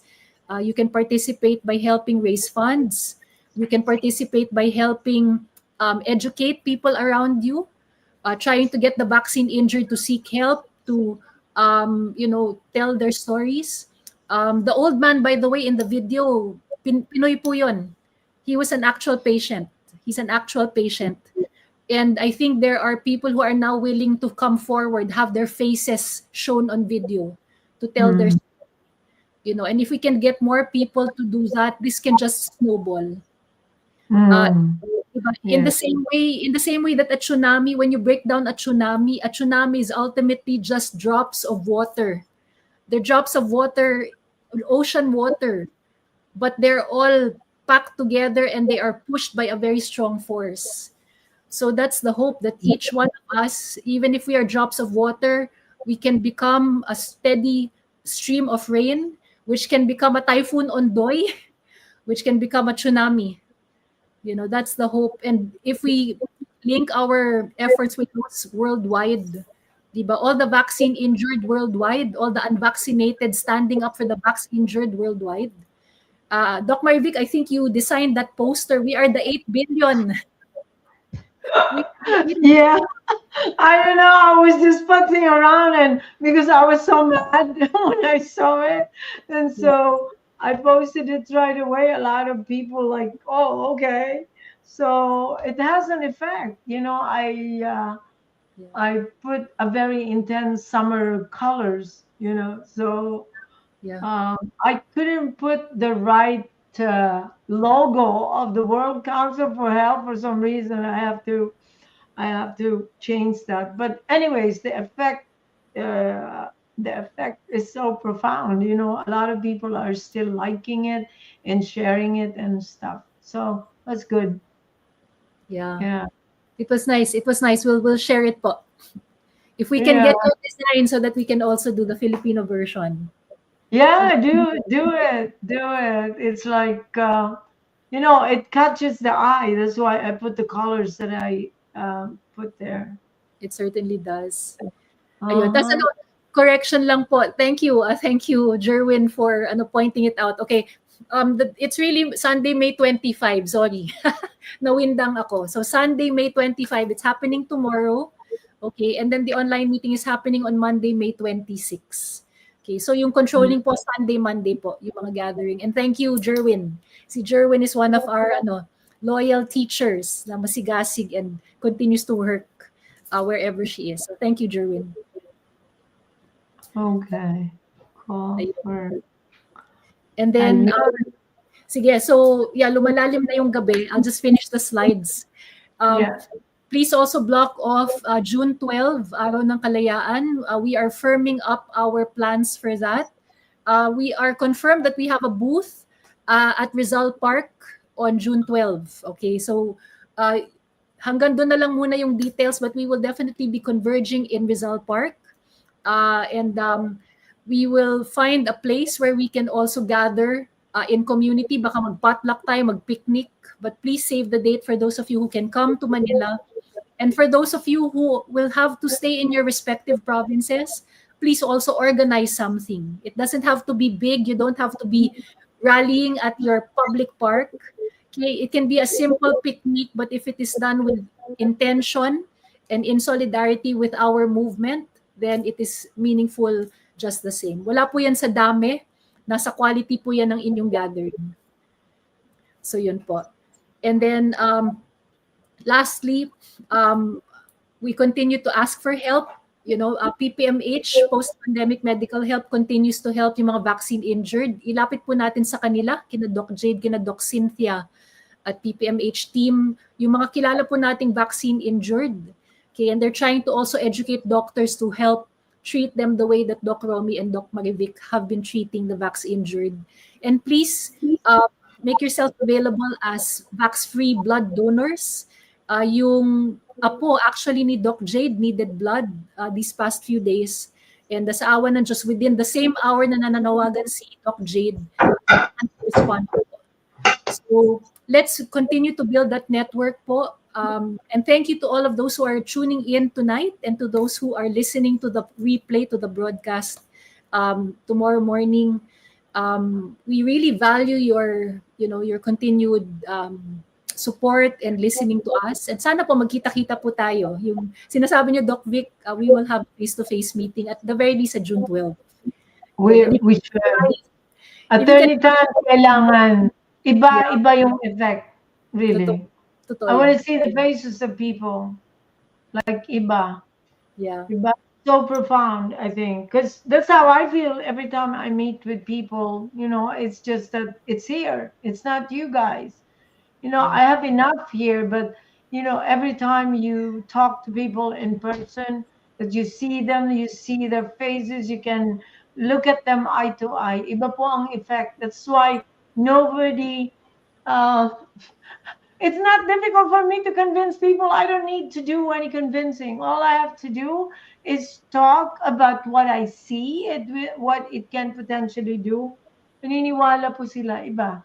Iba talaga. And they can see me. I don't have any reason to make up things. I don't have any reason to lie. And so, yun. Mas iba yung effect. Kaya, kung kayo magkaroon ng people's power, you're gonna be so, really, it's a super duper power to the 10th, whatever. Yeah. Indeed. Yun, Ayun. yun ang inaalis nila, yung magkaroon tayo ng direct contact eh. Di ba? Correct. That's the lockdown. They want Yeah. to isolate us. Lockdowns. It's part of the, yung approach nila kung paano nila tayo, how are they gonna break us? Di ba, the social distancing, di ba, say 6 feet, Oh, para hindi tayo pwede magyakap-yakap, hindi tayo pwede mag-shake hands, di ba? yeah. Yeah. Number 2. Ayun. Yeah. So, 2 hours and a half na tayo.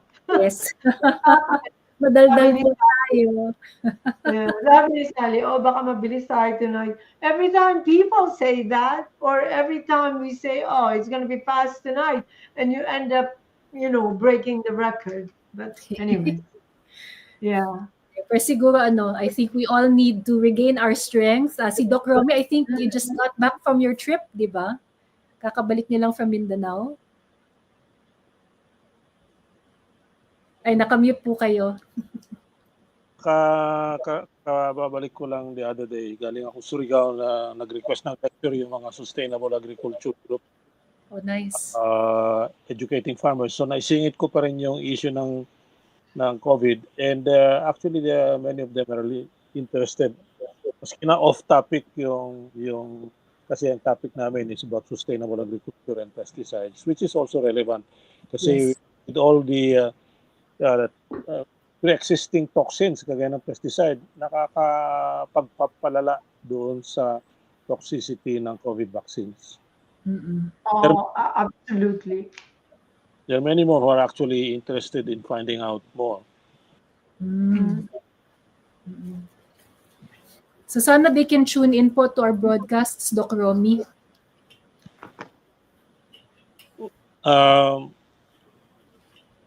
I don't know kasi I'm not a very good organizer din kasi nasanay akong iniimbita lang ako then I come and go. Di bale po, di bale. We'll figure out how to get them connected. Yeah. Okay, I think it's 11. Maybe we should say our goodbyes. Yeah. Ano na? Mag-goodbye na tayo till next time na lang. But there are a lot of things that we have to do. And down the road. Yeah. So just on my end, please stay tuned po sa ating Lunas Pilipinas Facebook page, and we will also try to disseminate the information to our different group chats. But please, if you can join us tomorrow afternoon, we will spend an hour relaxing and learning how to relax. And then for those who want to discuss next moves, let's meet po on Monday evening. Okay. Natulog na Pilipinas. Magandang gabi. And then my day here in Florida is just starting. So a lot of things to do. So, Romy, it's always nice to see you. Hindi ko pag nakikita ko ang naiisip ko, wisdom and Makata. Tama ba yun? The poet. Yeah. I'm reading what you're writing and namamangha ako. I'm like, the Crowy. And I just read it to myself, namamangha ako na I'm reading the thing. Para kang para kang, tama yun, di ba, Makata? Tama naman yun. Sana nga uwi ka ng mas madalas para maisama ka na kanya sa pinaplano namin na healing center somewhere sa Oo nga. Ang dami pong Yeah, may mga counterpart kayo dito. I'm also part of it. But, we should, put them together. You're doing your own stuff over there, and there's something really big also happening here. I'm so involved with it. Kaya minsan di na makahabol sa chismis online. But, yeah, we have big plans too. And I think whatever it is that you're doing, eventually magko-connect tayo because we are doing exactly the same thing. That's the parang parallel system. Yeah, kailangan yun. Kailangan may kanya-kanyang initiative. For, Yeah. Kanya-kanya muna. Tapos pagkakabit-kabitin natin and we collaborate and all. You strengthen the things that you're doing there in your own way, and we do that. And it's easy to connect once na-establish nyo na kung ano man yun. But, I'll do my best kung paano magpa-participate, fully. usapan pa natin later yung paano natin talaga effectively makokontra even at our own level. Maliit lang muna. Yeah. Yung what I think is their ultimate agenda, yung total population control. So we need to find ways to be really self-reliant. Yeah. Yeah. That is the thing. It has to be individually. Dapat talaga. So the idea is decentralization.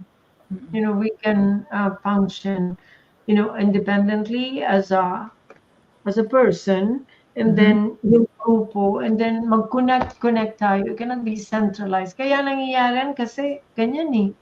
They have the power, and once they're up there, wala tayong magawa kasi na-establish na nila whatever it is they're trying to do.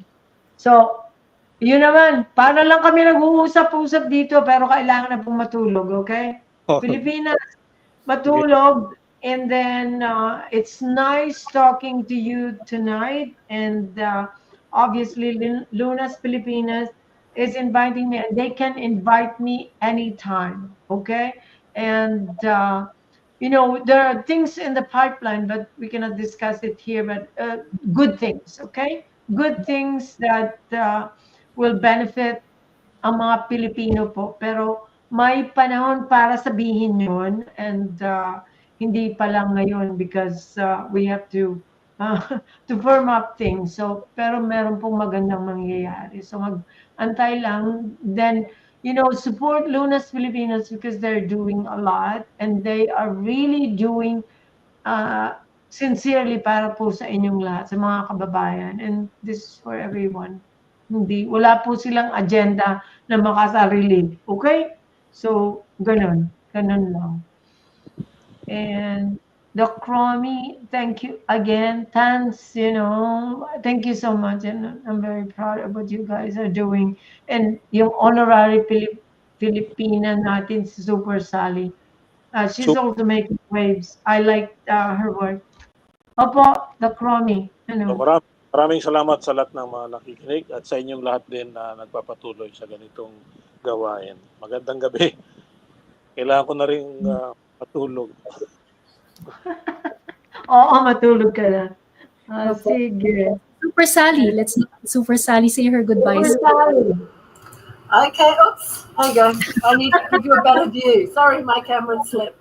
Okay, I'm just going to tell everyone I was listening to all of that. I cannot get involved in anything political because I'm a guest in your country. So please forgive me if I step back from that. But I see my role as supporting, and the data that I'm collecting, I'm working very hard that we can share that and get that to a global audience because it's incredibly important. So, I want to fight for Filipino children and fight for all children. So I will do everything I can.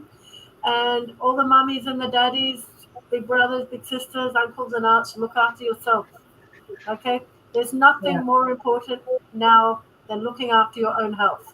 That means getting rid of all processed foods, junk food, exercising, looking after the spiritual side of your life and reaching out in community. Because humans are strong when we're part of community. So do all the things that you need to do because we need to survive this. And our children need you to survive this. Okay? So please go forth and be strong and do what you need to do, okay? And I'm here cheering you on and doing everything that I can within what I'm allowed to do here. So yeah, love you all. And thank you Yeah. for welcoming me here. The Philippines is truly my home, and I love you all, and I want absolutely the best for you and your children. Right? We love you too, Super Sally. Thank Thank you. Thank you. you all, Doc Romy, Doc Yeah. Super Sally, for all Bye. your I good night. love you. Good Good night. night. Good Good night. night. Good night. Salamat po. Salamat po.